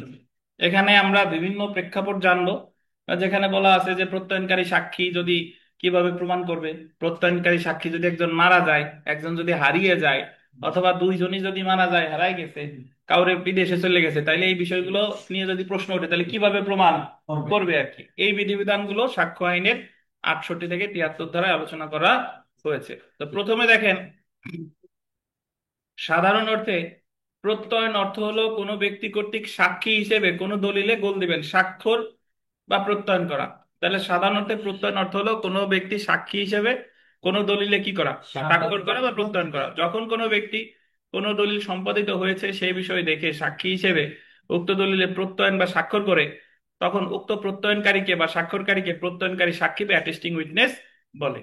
আইনে কোনো দলিল প্রত্যয়ন করার বিধান থাকতেও পারে, আবার নাও থাকতে পারে। অর্থাৎ আইনে যে সবসময় যে কোনো দলিল প্রত্যয়ন করার বিধান থাকবে বিষয়টা তা না, থাকতেও পারে নাও পারে। যেমন বন্ধকি দলিল, আহ, যে ক্ষেত্রে জামানতের পরিমাণ আন্ডারলাইন করেন 100 টাকার বেশি, এবং স্থাবর সম্পত্তির দানপত্র ইত্যাদি সম্পত্তি হস্তান্তর আইন অনুযায়ী নিবন্ধিত হতে হবে। তাহলে বন্ধকি দলিল, উদাহরণস্বরূপ বলি, বন্ধকি দলিলের জামানতের পরিমাণ মানে আপনি যে সম্পত্তিটা বন্ধক রাখছেন তার জামানতের পরিমাণ যদি কয় টাকার বেশি হয়, 100 টাকার বেশি হয়, তাহলে ওই দলিলটা স্থাবর সম্পত্তির দানপত্র, বন্ধকি সম্পত্তির পরিমাণ 100 টাকার বেশি, এগুলো অবশ্যই নিবন্ধিত হতে হবে এবং প্রত্যয়ন ও এবং সর্বনিম্ন দেখেন, সর্বনিম্ন 2 জন সাক্ষী দ্বারা প্রত্যয়িত হতে হবে। এই ক্ষেত্রে দলিল প্রত্যয়ন করা বাধ্যতামূলক। যখন কোনো দলিল আইন অনুযায়ী প্রত্যয়ন করা বাধ্যতামূলক, সেই ক্ষেত্রে দলিলটি প্রত্যয়ন করা না হলে দলিলটি অবৈধ বলে গণ্য হবে। অর্থাৎ প্রত্যয়ন যদি করার নিয়ম বাধ্যতামূলক থাকে, আপনি যদি প্রত্যয়ন না করেন তাহলে সেটা অবৈধ বা বাতিল বলে গণ্য হবে। এখন আমরা চলে আসি সত্যায়িত দলিল প্রমাণ।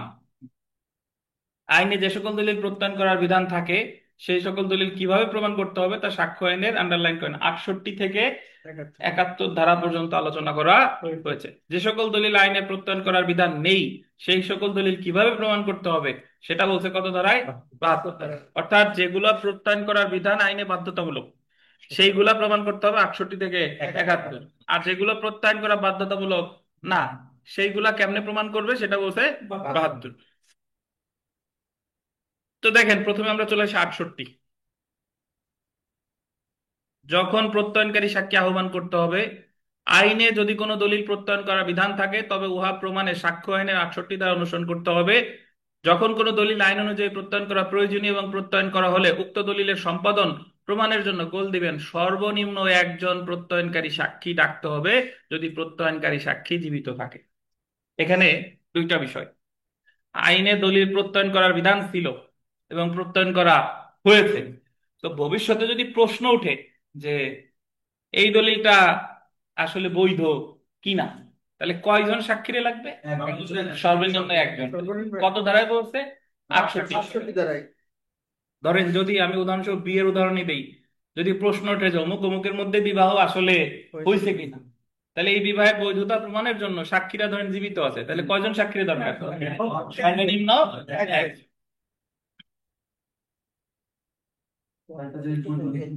বলেন বলেন, প্রত্যয়ন মানে কি তাই? প্রত্যয়ন মানে হচ্ছে যে আপনি সাক্ষ্য দিচ্ছেন যে এই ঘটনাটা ঘটছে, আমি হলো প্রত্যয়নকারী সাক্ষী, আমি প্রত্যয়ন করতেছি যে এদের মধ্যে বিবাহ হয়েছে, আমি প্রত্যয়ন করতেছি এদের মধ্যে জায়গা জমি বেচা কিনা হয়েছে, এইটা জি সার্টিফাই করা। দেখেন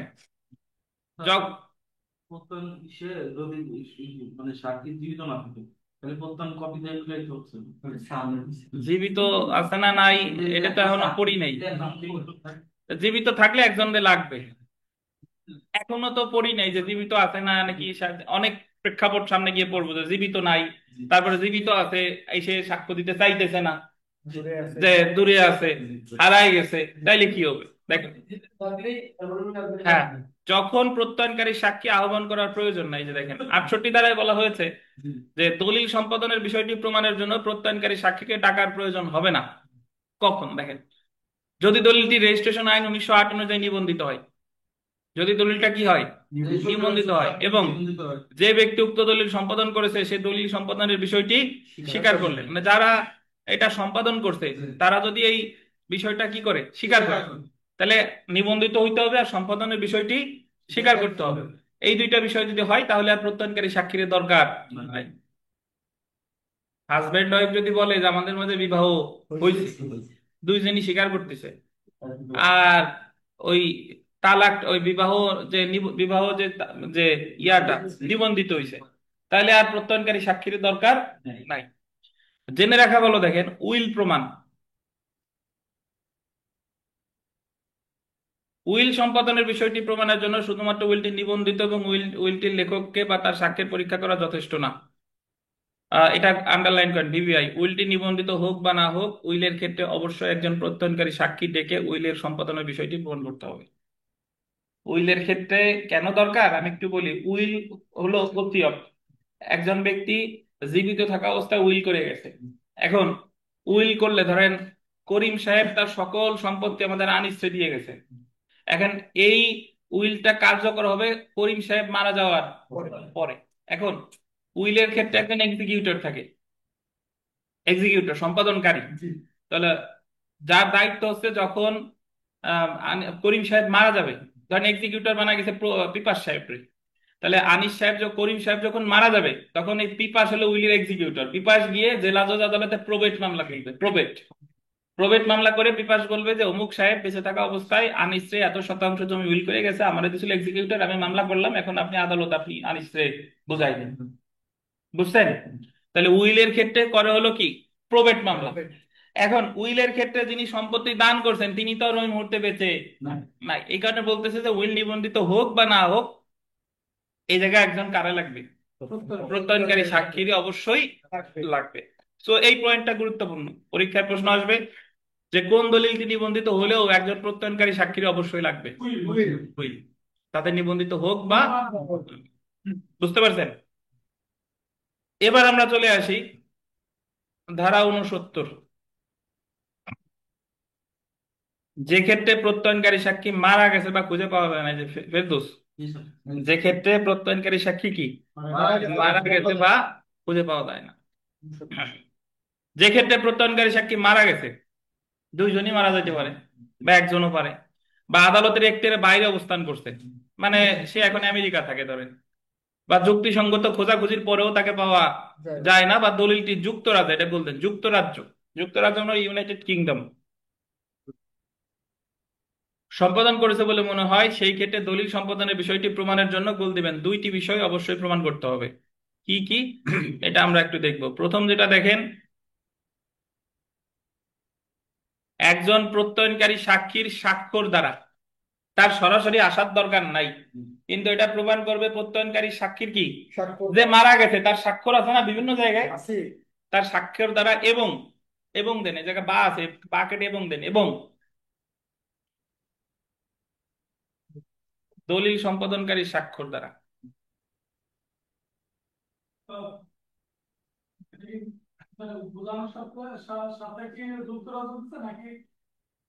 না, এটা যুক্তরাজ্য স্পেশালি দেওয়া। হ্যাঁ, যুক্তরাজ্যে থাকে, কারণ ওই ওই সময়টাতে আমরা এই জায়গায় যুক্তরাজ্যই মনে রাখবেন 1872 সালে সাক্ষ্য আইন, তখন আমরা কাদের, আমাদের কে চালাই, ব্রিটিশ। বুঝছেন? আর এমনিতে আমরা কমনওয়েলথ ভুক্ত একটা দেশ, যে সাবেক যারা ওই ব্রিটেনের আন্ডারে ছিল তারা এখন সবাই কমনওয়েলথের সদস্য। তো যাই হোক, একজন প্রত্যয়নকারীর স্বাক্ষর দ্বারা এবং দলিল সম্পাদনকারীর স্বাক্ষর দ্বারা, অর্থাৎ যদি মারা যায়, সাক্ষীদের কেউ মারা গেছে, হারাই গেছে, তাহলে সেই ক্ষেত্রে তারে দরকার নাই, বাট তার স্বাক্ষর দ্বারা এবং দলিল সম্পাদনকারীর স্বাক্ষর দ্বারা। এখন দলিল সম্পাদনকারীর স্বাক্ষর মানে হলো যারা, যে দাতা গ্রহীতা থাকে তারা। বুঝতে পারছেন? দলিল সম্পাদনকারীর স্বাক্ষর দ্বারা। আচ্ছা, ধারা 71টা একটু লেখেন আশেপাশে, ধারা 71, ধারা 71,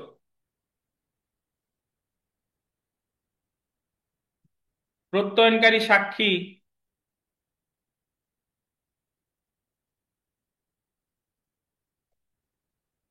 দলিল স্বীকার করতে না চাইলে, প্রত্যয়নকারী সাক্ষী দলিল স্বীকার করতে না চাইলে বা ভুলে গেলে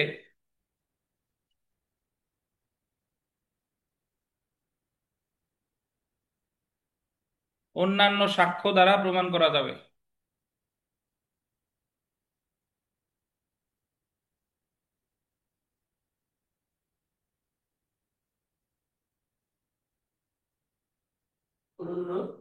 সাক্ষ্য দ্বারা প্রমাণ করা যাবে, অন্যান্য সাক্ষ্য দ্বারা প্রমাণ করা যাবে, ওই এতে লিখলে হয়? কারা কেমন দিলে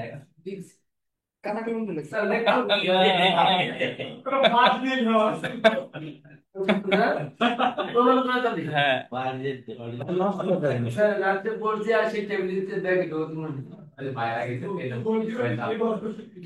আচ্ছা, এখানে যে কথাটা মনে রাখেন তাহলে, যদি 71 দ্বারা বলতেছে যে প্রত্যয়নকারী সাক্ষী যদি কি থাকে, যদি সে মানে সাক্ষী দলিল স্বীকার না করে, আর যদি সে সাক্ষ্য দিতে না চায়, তাহলে অপর সাক্ষ্য দ্বারা প্রমাণ, অন্যান্য সাক্ষ্য মানে ধরেন একজন যদি না চায় তাহলে আরেকজন দিয়ে প্রমাণ করা যাবে। যদি দুইজনও না চায়, ওই জায়গাতে অন্যান্য অনেক বিষয় ছিল, সেই সকল বিষয় দ্বারা প্রমাণ করা যাবে। তাহলে আমরা প্রত্যয়নকারী সাক্ষী জীবিত থাকলে 68 দ্বারা, সর্বনিম্ন একজন, হারাই গেছে, মারা গেছে 69, সম্পাদনকারী সাক্ষ্য প্লাস প্রত্যয়নকারীর সাক্ষ্য, নাকি? আর 71-এ পড়লাম আমরা প্রত্যয়নকারী সাক্ষী যদি দলিল স্বীকার করতে না চায় বা ভুলে যায়, ভুলে তো যেতেই পারে, মানুষ তো আসলে সবাই তো সবকিছু মনে থাকে না, তাহলে ভুলে গেলে অপর সাক্ষ্য দ্বারা প্রমাণ করা যাবে। বুঝছেন? তা আমরা এখন চলে এসি জেনে রাখা বলো। যদি প্রত্যায়িত দলিলের কোন পক্ষ দলিল সম্পাদনের বিষয়টি স্বীকার করে, তাহলে উক্ত স্বীকারোক্তিটি দলিলটি যে সম্পাদন করা হয়েছে তার প্রমাণের জন্য যথেষ্ট। 70 দ্বারা টোটালি আন্ডারলাইন করে 3টে স্টার দেন। কোন পক্ষ যদি দলিল সম্পাদনের বিষয়টা স্বীকার করে, তাহলে ওইটা আর প্রমাণের দরকার নাই, এটাই যথেষ্ট।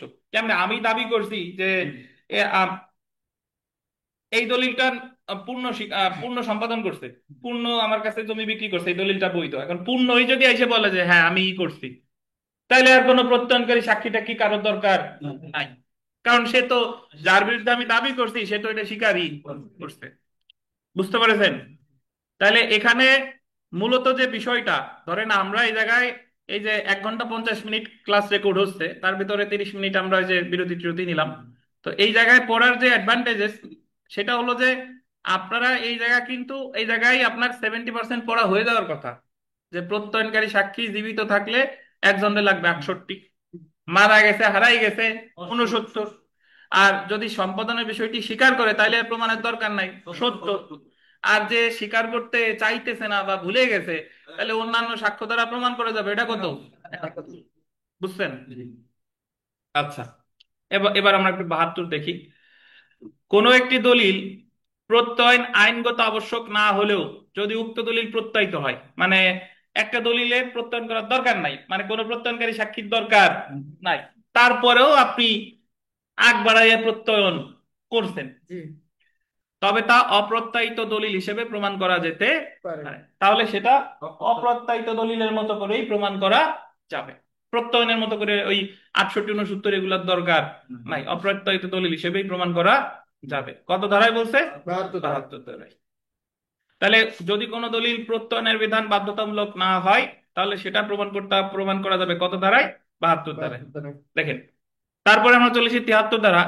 স্বীকৃত বা প্রমাণিত স্বাক্ষর, লিখন বা সিলের সাথে, এটা আন্ডারলাইন করি, স্বীকৃত প্রমাণিত স্বাক্ষর, লিখন বা সিলের সাথে অন্য কোন স্বাক্ষর বা সিলের তুলনা, comparison of signature writing or seal with others admitted or proof. পুরাতন বইতে একটা প্রশ্ন আছে, ওই প্রশ্নটা বললেই হবে। ধারা কত?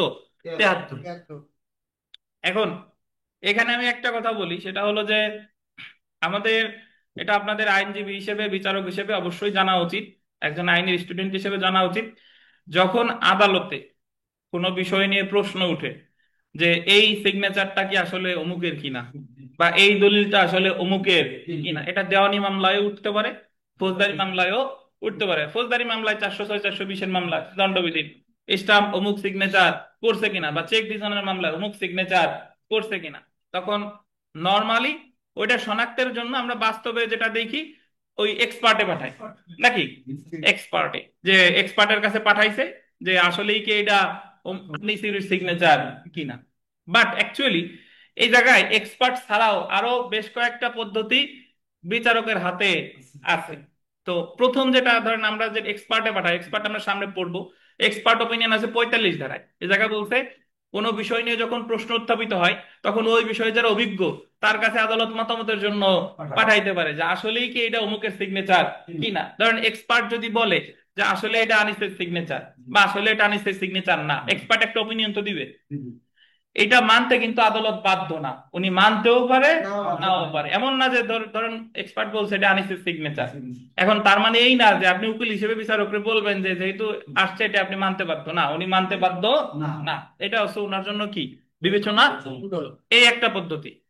আর একটা পদ্ধতি হচ্ছে এই যে মাত্র 73 ধারা পড়লাম, ধারা কত 73, 73 ধারা হলো প্রশ্ন উঠছে যে এই চেকের সিগনেচারটা আনিসের কিনা। তখন আদালত বলবে যে আনিস যে জায়গায় সিগনেচার করছে ওই ডকুমেন্ট গুলা নিয়ে আসো। বিভিন্ন জায়গাতে এর আগে সিগনেচার করছে, তাহলে ওই সিগনেচার গুলোর সাথে এই চেকের সিগনেচার তুলনা করবে যে আসলেই কি এটা আনিসের সিগনেচার কিনা। বুঝতে পারছেন? এটা হলো কত 73, বুঝতে পারছেন? তাহলে আগেরটা 45-এ পাঠাচ্ছে কোথায়, এক্সপার্টে, আর এটা হলো অন্যান্য লেখার সাথে কি করতেছে, তুলনা করতেছে। তা তুলনা হলো 73 আর এক্সপার্টে কত 45। আচ্ছা, আমরা সামনে পড়বো 47-এ একটা আছে 47, পরিচিত ব্যক্তিদের অভিমত নিবে। পরিচিত মানে হলো আনিস যে চেম্বারে কাজ করে, আনিসের সিনিয়র বা আনিসের যে সহকর্মী আছে তাদের ডেকে পাঠাবে আদালত, এই দেখেন তো এটা আনিসের সিগনেচার কিনা, আপনারা তো আনিসের হাতের লেখা বা সিগনেচারের সাথে পরিচিত। তখন তাদের এই অভিমত প্রাসঙ্গিক হতে পারে কত 47, কত বলেন 47। তাহলে এক্সপার্টে পাঠাচ্ছে 45, তুলনা করতেছে 73, আর পরিচিত ওই হাতের লেখা বই সিগনেচারের সাথে পরিচিত ব্যক্তিদের অভিমত নিচ্ছে কত 47। বুঝছেন? আর একটা বাদ আছে, সেটা হলো একটু আগে আমরা একটা প্রশ্ন করছিলাম 67, কত 67 ধারায় বলছে যে সরাসরি আদালত আনিসকে বলবে যে তুমি এই জায়গায় আসো, আমার সামনে এসে লেখো বা আমার সামনে এসে সিগনেচার করো। তাহলে সরাসরি লিখতে বলবে, এটা হলো কততে 67। বুঝতে পারছেন? তাহলে এখানে বেশ কয়েকটা পদ্ধতি আছে, সরাসরি এসে লিখতে বলতে চাই 67-তে, একটার সাথে আর একটা তুলনা করতেছে 73-এ, আর এক্সপার্টে পাঠাইছে কততে 45-এ, আর পরিচিত ব্যক্তিদের অভিমত কত 47। বুঝতে পারছেন? জি। তো তো এগুলাই আমরা লিখিত সময় পড়বো, জাস্ট একটু ধারণা দিলাম। তো তারপরেরটা দেখেন, ডিজিটাল স্বাক্ষর সত্যায়ন সম্পর্কিত প্রমাণ, ধারা 73 ক, proof as to verification of digital signature. এটা হলো যে ডিজিটাল, আচ্ছা একটু অপেক্ষা করুন তো, ওয়েট। আচ্ছা, ডিজিটাল স্বাক্ষর সত্যায়ন সম্পর্কিত প্রমাণ, এই কথাটা হলো ডিজিটাল স্বাক্ষর আপনাদের বোঝানোর সবচেয়ে সহজ পন্থা হলো এই যে আপনারা কিছুদিন আগে একটা ইন্টিমেশন জমা দিয়েছেন বা বার কাউন্সিলের ফর্ম পূরণ শুরু হয়েছে গতকাল থেকে, এইগুলাতে আপনাদের ছবি লাগে, আপনাদের সিগনেচার লাগে। তো এই সিগনেচারটা আপনি দিচ্ছেন কোথায়, বাংলাদেশ বার কাউন্সিলের ওয়েবসাইট, এবং তারা এই সিগনেচারটা আপনাদের অ্যাপ্লিকেশনে ব্যবহার করতেছে। তাহলে এই ডিজিটাল সিগনেচার সত্যায়ন করতেছে Bangladesh bar council. Bangladesh bar council ভবিষ্যতে যদি প্রশ্ন উঠে যে এই সিগনেচার কি আসলেই কি আপনার কিনা, তাহলে এই সম্পর্কিত তথ্যাবলী বিস্তারিত বিবরণ মানে কিভাবে প্রমাণিত হবে এই কথা বলা আছে কততে 73 কতে। এতটুকু জানলেই হবে। ডিজিটাল স্বাক্ষর সত্যায়ন সম্পর্কিত প্রমাণ, ডিজিটাল স্বাক্ষর সত্যায়ন সম্পর্কিত প্রমাণ 73 ক, জি।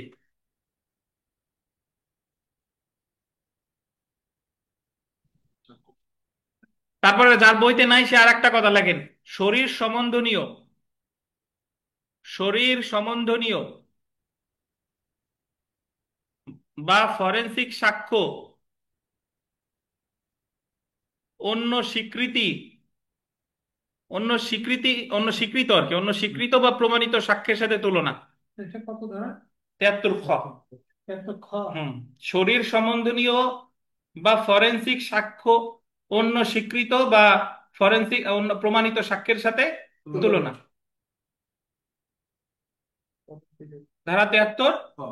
এটা হলো এরকম, বিষয়টা এইভাবে চিন্তা করেন যে প্রশ্ন উঠছে যে এই যে যে অমুকের ডিএনএ কিনা, অমুক অমুকের ছেলে কিনা, অমুক অমুকের ছেলে কিনা, তাহলে দুইজনের ডিএনএ টেস্ট করাইছে, তারপর তুলনা করতেছে যে এই ডিএনএ এর সাথে এই ডিএনএ রিপোর্টের মিল আছে কিনা। তো এই যে যে তুলনা, এটা আছে কততে? 73 খ। তাহলে লেখা, সিগনেচার, এইগুলা তুলনা হলো 73, শুধু 73। আর এক ফরেনসিক সাক্ষ্যের সাথে অন্য ফরেনসিক সাক্ষ্যের তুলনা, এটা হলো 73। বুঝছেন? তো আচ্ছা, 73 খতে কি স্যার, টাইটেলটা কি? শরীর সম্বন্ধনীয় বা ফরেনসিক সাক্ষ্য অন্য স্বীকৃত বা প্রমাণিত সাক্ষ্যের সাথে তুলনা করা, বা আপনি জাস্ট এতটুকু লিখে রাখেন যে ফরেনসিক সাক্ষ্যের তুলনা, এক ফরেনসিক সাক্ষ্যকে অন্যান্য ফরেনসিক সাক্ষ্যের সাথে তুলনা। কত? 73। তো বিগত বছর প্রশ্ন দেখেন, বিগত বছর একটা প্রশ্ন যে আইনে যদি কোনো দলিল প্রত্যয়ন করার বিধান থাকে তবে উহা প্রমাণে সাক্ষ্য আইনের কোন ধারা অনুসরণ করতে হবে? তো প্রত্যয়নের বিধান আছে কত? 68। দ্য এভিডেন্স অ্যাক্ট 1872 এর কত ধারায় comparison of signature, writing or seal with others admitted or proofed, মানে অন্যান্য লেখার সাথে আপনার বা স্বাক্ষরের সাথে তুলনা করে, এটা কত? 73। বুঝতে পারছেন?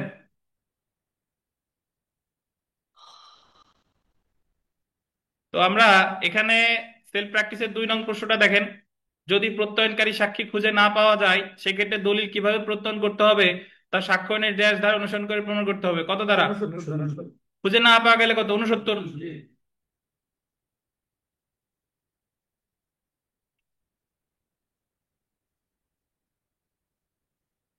5 নাম্বার, নিম্নলিখিত কোন ক্ষেত্রে কোন দলিল সম্পাদনের বিষয়টি প্রমাণের জন্য প্রত্যয়নকারী সাক্ষী আহ্বানের প্রয়োজন নাই? যদি দলিলটি রেজিস্ট্রেশন আইন অনুসারে নিবন্ধিত হয় আর দলিলটি সম্পাদনকারী সম্পাদনের বিষয়টি কি করলে? স্বীকার করলে।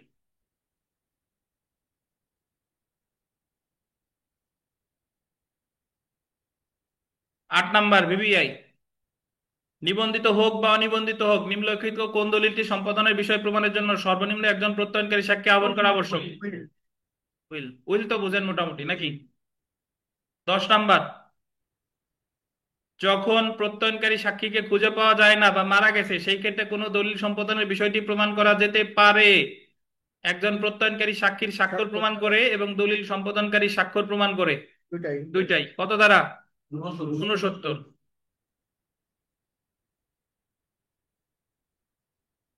11, 12, 11 নম্বর দেখেন, ডিজিটাল স্বাক্ষর সত্যায়ন সম্পর্কে অনুমান, এটা আছে 73 ক। 73 ক। আর 12 দেখেন, শরীর সম্বন্ধনীয় বা ফরেনসিক সাক্ষ্য অন্য স্বীকৃত বা প্রমাণিত সাক্ষ্যের সাথে তুলনা করা, এটা কত? 73 ক। ঠিক আছে, আমরা চলে আসি সরকারি দলিল আর বেসরকারি দলিল, public document and private document.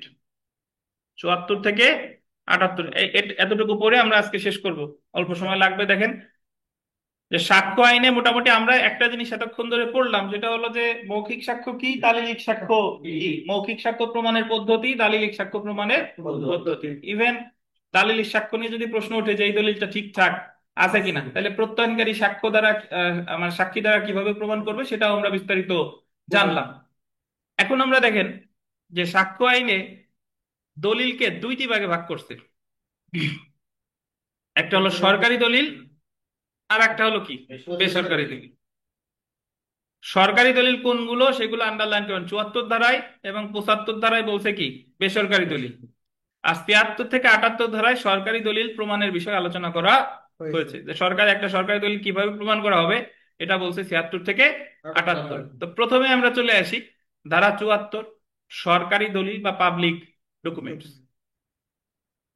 সরকারি দলিল আসলে কাকে বলে দেখেন, যে খুব সহজভাবে বললে সরকারি যে কোনো অফিসের, সরকারি কর্তৃপক্ষের বা স্বায়ত্তশাসিত প্রতিষ্ঠানের তাদের কার্যাবলীর যে রেকর্ড সেটারে বলে সরকারি দলিল। থানার এফআইআর সরকারি দলিল, কোর্টের চিফ জুডিশিয়াল ম্যাজিস্ট্রেট যতগুলো নোটিশ ওই যে টাঙায় দিচ্ছে এগুলো কি সরকারি দলিল। বার কাউন্সিল একটা স্বায়ত্তশাসিত প্রতিষ্ঠান, সে যে নোটিশ গুলো দিচ্ছে কি সরকারি দলিল। এরকম দেখেন, সরকারি কর্মকর্তা তার সরকারি অফিসিয়াল দায়িত্ব পালনে যে সকল দলিল প্রস্তুত করে সেগুলো সরকারি দলিল মর্মে গণ্য হয়। সরকারি দলিল প্রাথমিক সাক্ষ্য দ্বারা প্রমাণ করার প্রয়োজন নেই, আন্ডারলাইন করেন। সরকারি দলিল প্রাথমিক সাক্ষ্য দ্বারা প্রমাণ করার প্রয়োজন নেই, কারণ সরকারি দলিলের জাবেদা নকল দেখাইলেই হবে। সরকারি দলিলের প্রত্যায়িত নকল বা জাবেদা নকল তথা মাধ্যমিক সাক্ষ্য দ্বারা সরকারি দলিলের বিবরণ প্রমাণ করা যেতে পারে, বলছে কত? 77। তো যদি কেউ বলে যে সরকারি দলিলের আপনি প্রাথমিক সাক্ষ্য দেখান, প্রয়োজন নাই, আইনে আমার ক্ষমতা দিছে সরকারি দলিলের সার্টিফাইড কপি দেখাইলেই হবে। কত দ্বারা? 77 দ্বারা। বুঝছেন? এখন 74 ধারা অনুসারে নিম্নলিখিত দলিলগুলো সরকারি দলিল। কি কি দলিল সরকারি দলিল? দেখেন, যে সকল দলিল আন্ডারলাইন করেন কোন সার্বভৌম কর্তৃপক্ষের কার্য বা কার্যের রেকর্ড। সার্বভৌম কর্তৃপক্ষ মানে হচ্ছে স্বায়ত্তশাসিত প্রতিষ্ঠান বলা যেতে পারে, সকল পাবলিক বিশ্ববিদ্যালয়, বাংলাদেশ বার কাউন্সিল, এগুলা কি সার্বভৌম কর্তৃপক্ষ। তারপরে দেখেন সরকারি প্রতিষ্ঠান বা ট্রাইব্যুনাল, সরকারি যে কোনো প্রতিষ্ঠান। আর একটা কি? ট্রাইব্যুনাল। তারপর দেখেন আন্ডারলাইন করেন বিদেশি রাষ্ট্রের, কমনওয়েলথের, বাংলাদেশের যে কোনো অংশের আইনসভার, আন্ডারলাইন করেন আইনসভার বিচার বিভাগের বা শাসন বিভাগের। শাসন বিভাগ হলো নির্বাহী বিভাগ, বিচার আইনসভা হলো জাতীয় সংসদ আইন প্রণয়ন করে, বিচার বিভাগ হলো এই যে বিচার করে যারা, আর শাসন বিভাগ হলো পুলিশ অন্যান্য যারা আছে তারা, যারা শাসন করে, আইন নির্বাহী বিভাগ আর কি। বা সরকারি কর্মকর্তার কার্য বা কাজের রেকর্ড সরকারি দলিল। এখন দেখেন, যখন আপনি সরকারি কর্মকর্তার কার্য বা কাজের রেকর্ড, এই যে যে আপনি এফআইআর, যখন আপনি এজাহার দিচ্ছেন, এজাহার এজাহার যখন রেকর্ড হয়ে যাবে তখন হয়ে যাবে এফআইআর। রেকর্ড হয়ে গেলে এফআইআর হলে সরকারি, কিন্তু রেকর্ড হওয়ার আগ পর্যন্ত এজাহার কিন্তু বেসরকারি। বুঝছেন? ধরেন মামলার নথিপত্র, মামলা আপনি দাখিল করতেছেন, সেরেস্তাদার যখন দেওয়ানি মামলার ক্ষেত্রে সেরেস্তাদার যখন আপনার আর্জিটা লিখে লিখে রেকর্ড নিয়ে নিল আর কি, তখন ওটা হয়ে যাবে কি? সরকারি। কিন্তু যখন আমি প্রস্তুত করে কেবল দাখিল করতেছেন, এখনো রেকর্ড হয় নাই, তখন এটা কি? বেসরকারি। আপনি মামলা, ফৌজদারি মামলার ক্ষেত্রে ফাইলিং এ, যখন আপনি ফাইলিং আপনার কাছে আছে, উকিল সাহেবের কাছে আছে, তখন বেসরকারি। যখন এটা ফাইলিং হয়ে গেল, যে কোনো একটা আদেশ দিয়ে দিছে, তখন এটা হয়ে যাবে কি? সরকারি। বুঝতে পেরেছেন? আপনার দুইজনে জমি বিক্রি করছেন, চুক্তি করছেন, চুক্তিটা বেসরকারি, কিন্তু যখন এটা নিবন্ধন করছেন গিয়ে, তখন এটা হয়ে যাবে কি? সরকারি। তো এখানে যদি আমরা দেখি যে বাংলাদেশে সরকারিভাবে রক্ষিত ব্যক্তিগত দলিলের রেকর্ড, সরকারিভাবে রক্ষিত ব্যক্তিগত দলিলের রেকর্ড, ওই যে ব্যক্তিগত দলিল আপনারা কেনা বেচা করছেন, এটা ব্যক্তিগত দলিল, কিন্তু যখন নিবন্ধন করলে তখন এটা সরকারিভাবে রেকর্ড হয়ে গেল। এই যে দেখেন 74-এর 2 ধারা অনুযায়ী বাংলাদেশের সরকারিভাবে রক্ষিত ব্যক্তিগত দলিলের রেকর্ড সরকারি দলিল বলে গণ্য হবে। যেমন বিক্রয় চুক্তি নিবন্ধিত হলে তা সরকারি দলিল। বিক্রয় দলিল ব্যক্তিগত দলিল। এমন দলিল নিবন্ধনের পর মানে রেজিস্ট্রেশনের পর সাব রেজিস্ট্রি অফিসে যেহেতু সরকারিভাবে সংরক্ষণ করা হয়, সেহেতু উক্ত দলিল সরকারি দলিলে পরিণত হয়। বুঝতে পেরেছেন? তো এছাড়া কতিপয় সরকারি দলিলের উদাহরণ যদি আমরা দেখি, দেখেন যে হ্যাঁ হ্যাঁ, যখনই রেজিস্ট্রেশন হয়ে গেল তখনই সেটা সরকারি। রেজিস্ট্রেশন হয়ে গেল মানে মূল কপি তো ওনাদের কাছে আছে, আপনাদের দিবে সার্টিফাইড কপি।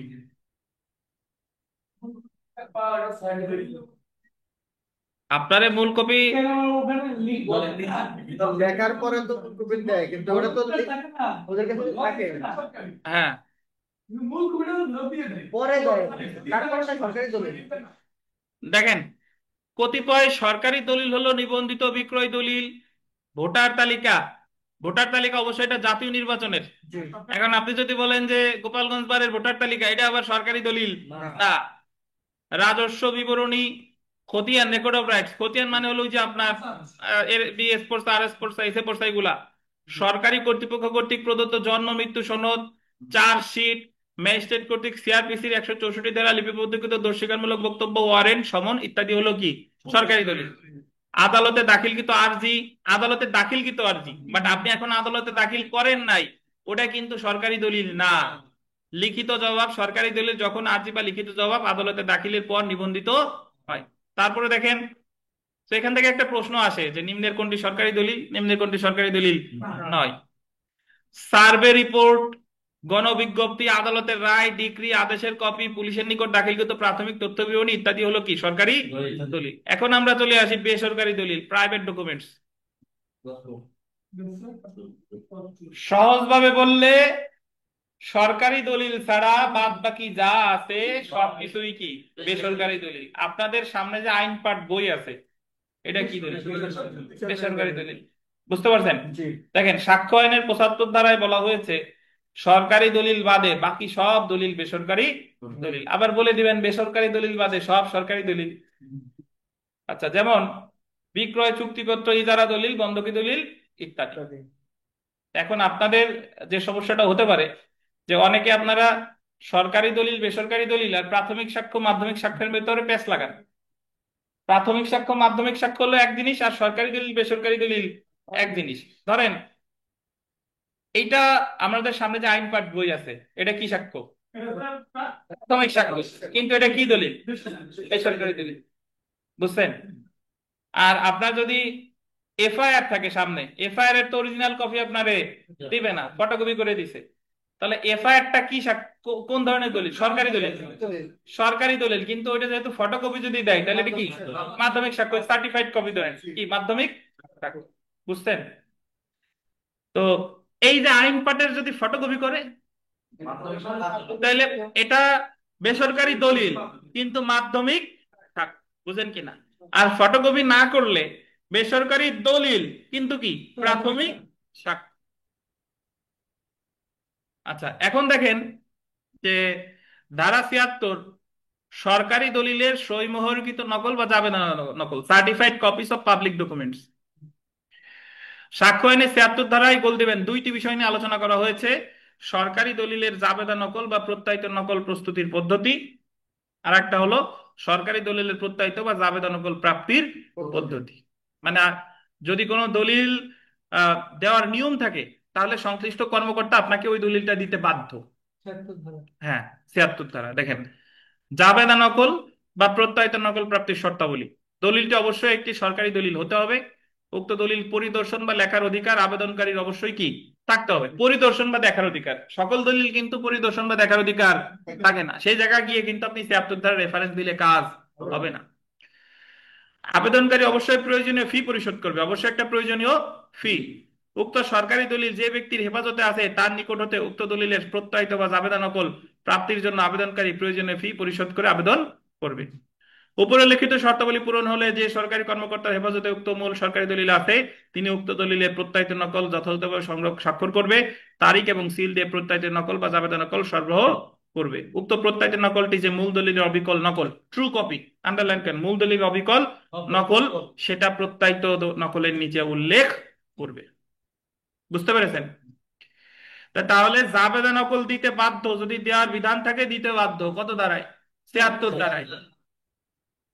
এখন আমরা চলে এসে দেখেন প্রত্যয়িত নকল বা জাবেদা নকল দাখিল করে দলিল প্রমাণ, মানে proof of documents by production of certified copies. ধারা কত? 77। সরকারি দলিলের বিবরণের পদ্ধতি 77 ধারায় বলা হয়েছে জাবেদা নকল বা প্রত্যয়িত নকল দ্বারা সরকারি দলিলের বিবরণ প্রমাণ করা যেতে পারে। মানে আপনি সরকারি দলিল সবসময় সার্টিফাইড কপি দ্বারাই প্রমাণ করা যাবে, এই কথাটা বলা হয়েছে কত ধারায়? 77। 77 ধারা অনুসারে 76 ধারায় প্রদত্ত সরকারি দলিলের প্রত্যায়িত বা জাবেদা নকল বা অবিকল নকল দাখিল করে সরকারি দলিলের বিবরণ বা সরকারি দলিলের কোনো অংশের বিবরণ প্রমাণ করা যেতে পারে।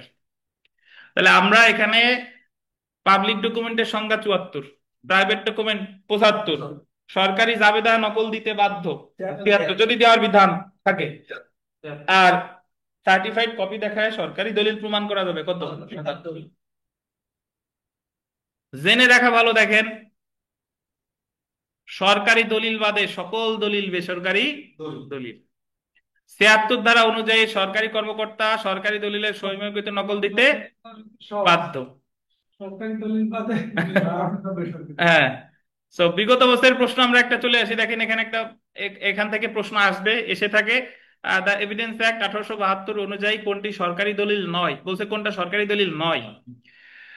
সার্ভে এন্ড সেটেলমেন্ট রিপোর্ট, জন্ম সনদ, আরজি, এগুলো সব সরকারি দলিল। বিভাগীয় অনুসন্ধানে ম্যাজিস্ট্রেট কর্তৃক লিপিবদ্ধকৃত বিবৃতি, এটা হলো যে বলতেছে যে আপনার বিভাগীয় অনুসন্ধানে, এটা যদি ম্যাজিস্ট্রেট কর্তৃক 164 এর বিবৃতি হতো তাহলে আবার এটা সরকারি দলিল হতো। এটা বিভাগীয় অনুসন্ধানে ম্যাজিস্ট্রেট কর্তৃক লিপিবদ্ধকৃত বিবৃতি, এটা সরকারি দলিল নয়। 2 নাম্বারটা দেখেন, বাংলাদেশে প্রচলিত সাক্ষ্য আইন অনুযায়ী কোনটি সরকারি দলিল নয়? শ্রীলঙ্কার আইনসভার কার্য, ইংল্যান্ডের আদালতের রায়, বাংলাদেশের জাতীয় সংগ্রহশালা, সংগ্রহশালা বুঝেন, জাদুঘর ধরেন। আর অংশীদারি চুক্তি, অংশীদারি চুক্তি হলো আমি আপনি যে চুক্তিটা করছি, এটা হলো বেসরকারি দলিল। সো উত্তর হবে কোনটা? ওই যে অংশীদারি চুক্তি। বুঝতে পারছেন? 2 নাম্বার প্রশ্নটা গাপলা আছে, এটা নিয়ে আসলে কনফিউজড। 74 ধারা অনুযায়ী নিম্নের কোন দলিলটি পাবলিক ডকুমেন্ট নয়? পাবলিক ডকুমেন্ট নয় মানে সরকারি দলিল না। এখন দেখেন, certified copy of registered power of attorney, আমরা জানি রেজিস্ট্রেশন হইলেই তো সেটা সরকারি দলিল। তদন্তকালে পুলিশের দিনপঞ্জি, পুলিশের দিনপঞ্জি হলো পুলিশ ডায়েরি, এটা সরকারি কর্মকর্তার কাজের রেকর্ড, এটাও সরকারি দলিল। গ্রেফতারি পরোয়ানা কে দেয়? আদালত দেয়, বা সরকার মানে দেয়, আদালতই দেয়, তাহলে এটাও সরকারি দলিল। কমনওয়েলথ সচিবালয়ের দাপ্তরিক পত্র, এটাও সরকারি দলিল। এখন এই জায়গার উত্তর কোনটা বাংলাদেশ বার কাউন্সিলই ভালো জানে, বাট যদিও এই জায়গা কাউন্ট করছে certified copy of registered power of attorney, but actually এটাও কিন্তু সরকারি দলিল হিসেবেই গণ্য হয়। বুঝতে পারছেন? সো এটার উত্তর সবগুলা মানে এখানে আশা মনে হচ্ছে যে নেই, আর বাংলাদেশ বার কাউন্সিল ভালো জানে।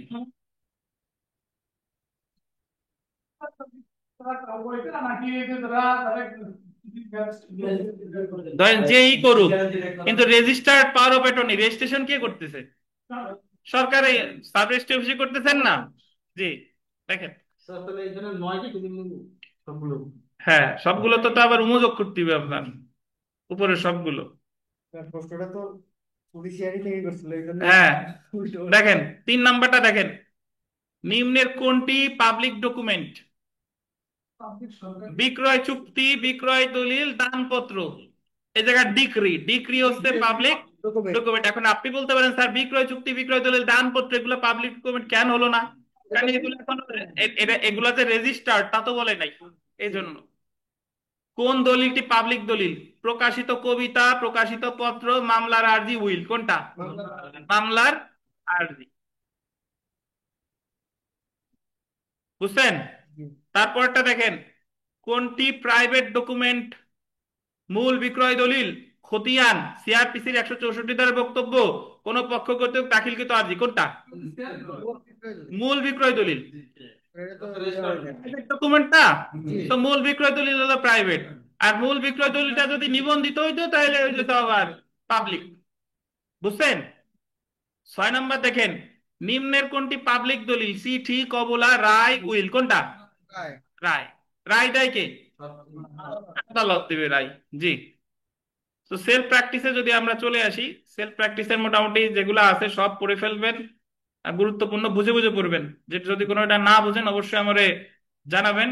একেবারে সব শেষের প্রশ্নটা দেখেন, সব শেষের যে প্রশ্নটা সেটা হলো যে সরকারি আইন, আদেশ সমূহ বা নোটিফিকেশন সমূহ প্রমাণ করা যেতে পারে সংশ্লিষ্ট বিভাগের রেকর্ড দিয়ে, বিভাগীয় প্রধানের প্রত্যায়িত রেকর্ড দিয়ে, সরকারের আদেশ অনুযায়ী মুদ্রিত দিয়ে দলিল দিয়ে, সবগুলো। তো এটা 3টে স্টার দেন।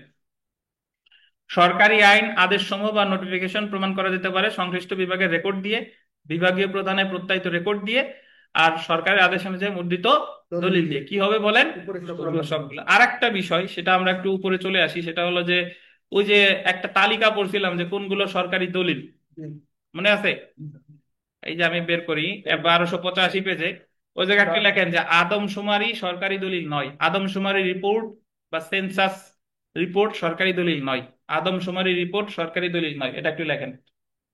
আদমশুমারি রিপোর্ট সরকারি দলিল নয়।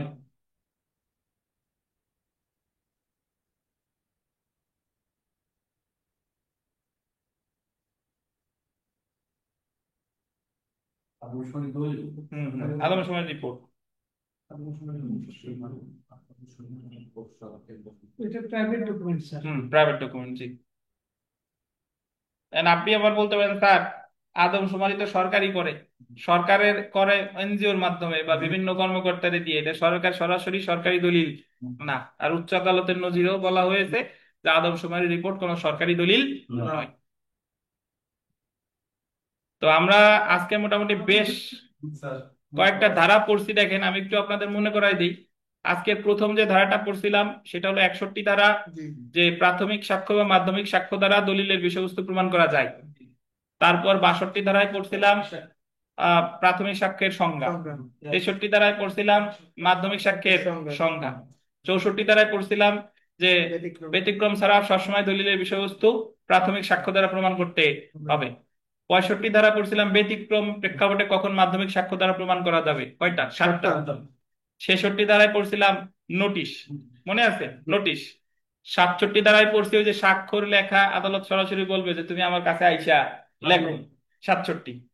68 ধারায় পড়ছি যে কোনো দলিল প্রত্যয়ন করার বিধান থাকলে অবশ্যই একজন জীবিত সাক্ষী দ্বারা প্রমাণ করতে হবে, 68। হারাই গেছে, নিখোঁজ, এদের ক্ষেত্রে 69। এরপরে যে স্বীকার করে দিছে ওইটার প্রমাণের দরকার নাই, কত? 70। যে স্বীকার করতে চাইতেছে না, ভুলে গেছে, তার ক্ষেত্রে 71, মনে আছে? জি যে দলিল প্রত্যয়ন করার বিধান নাই তারপরেও প্রত্যয়ন করছে, এটা অপ্রত্যয়নের মতো করেই প্রমাণ করা যাবে, 72। 72। অন্যের লেখা বা অন্যান্য লেখা বা স্বাক্ষরের সাথে তুলনা করে সিদ্ধান্ত দিবে, 73, 73 নাকি? আর ফরেনসিক সাক্ষ্যের সাথে তুলনা করে সিদ্ধান্ত দেবে 73 খ। 73 খ। সরকারি দলিল 74, বেসরকারি দলিল 75, সরকারি দলিলের জাবেদা নকল 76, সরকারি দলিল জাবেদা নকল দেখাইয়া প্রমাণ করা যাবে, কত? 77। আর সবশেষে 78, এই যে বললাম সরকারি আইন আদেশ সমূহ এগুলা সংশ্লিষ্ট বিভাগের রেকর্ড দিয়ে বা সরকারি আদেশ অনুযায়ী মুদ্রিত দলিল দিয়ে প্রমাণ করা যাবে, কত বলেন? 78। তো আমাদের আগামীকাল পড়া থাকবে। আগামীকাল আমরা বিষয়ের প্রাসঙ্গিকতা, রিলিভেন্সি অফ ফ্যাক্টস, এটা দিয়ে শুরু করব, এবং আপনাদের সাক্ষ্য আইনের প্রথম ক্লাস টেস্ট থাকবে আগামীকাল। হ্যাঁ, শুক্রবার যতটুকু পড়ছি এটার উপরে সাক্ষ্য আইনের প্রথম ক্লাস টেস্ট। আর শনিবারে কিন্তু সুনির্দিষ্ট প্রতিকার আইনের 100 মার্কের পরীক্ষা আছে। তো সবাই ভালো থাকেন, আল্লাহ হাফেজ, আজকে এই পর্যন্তই।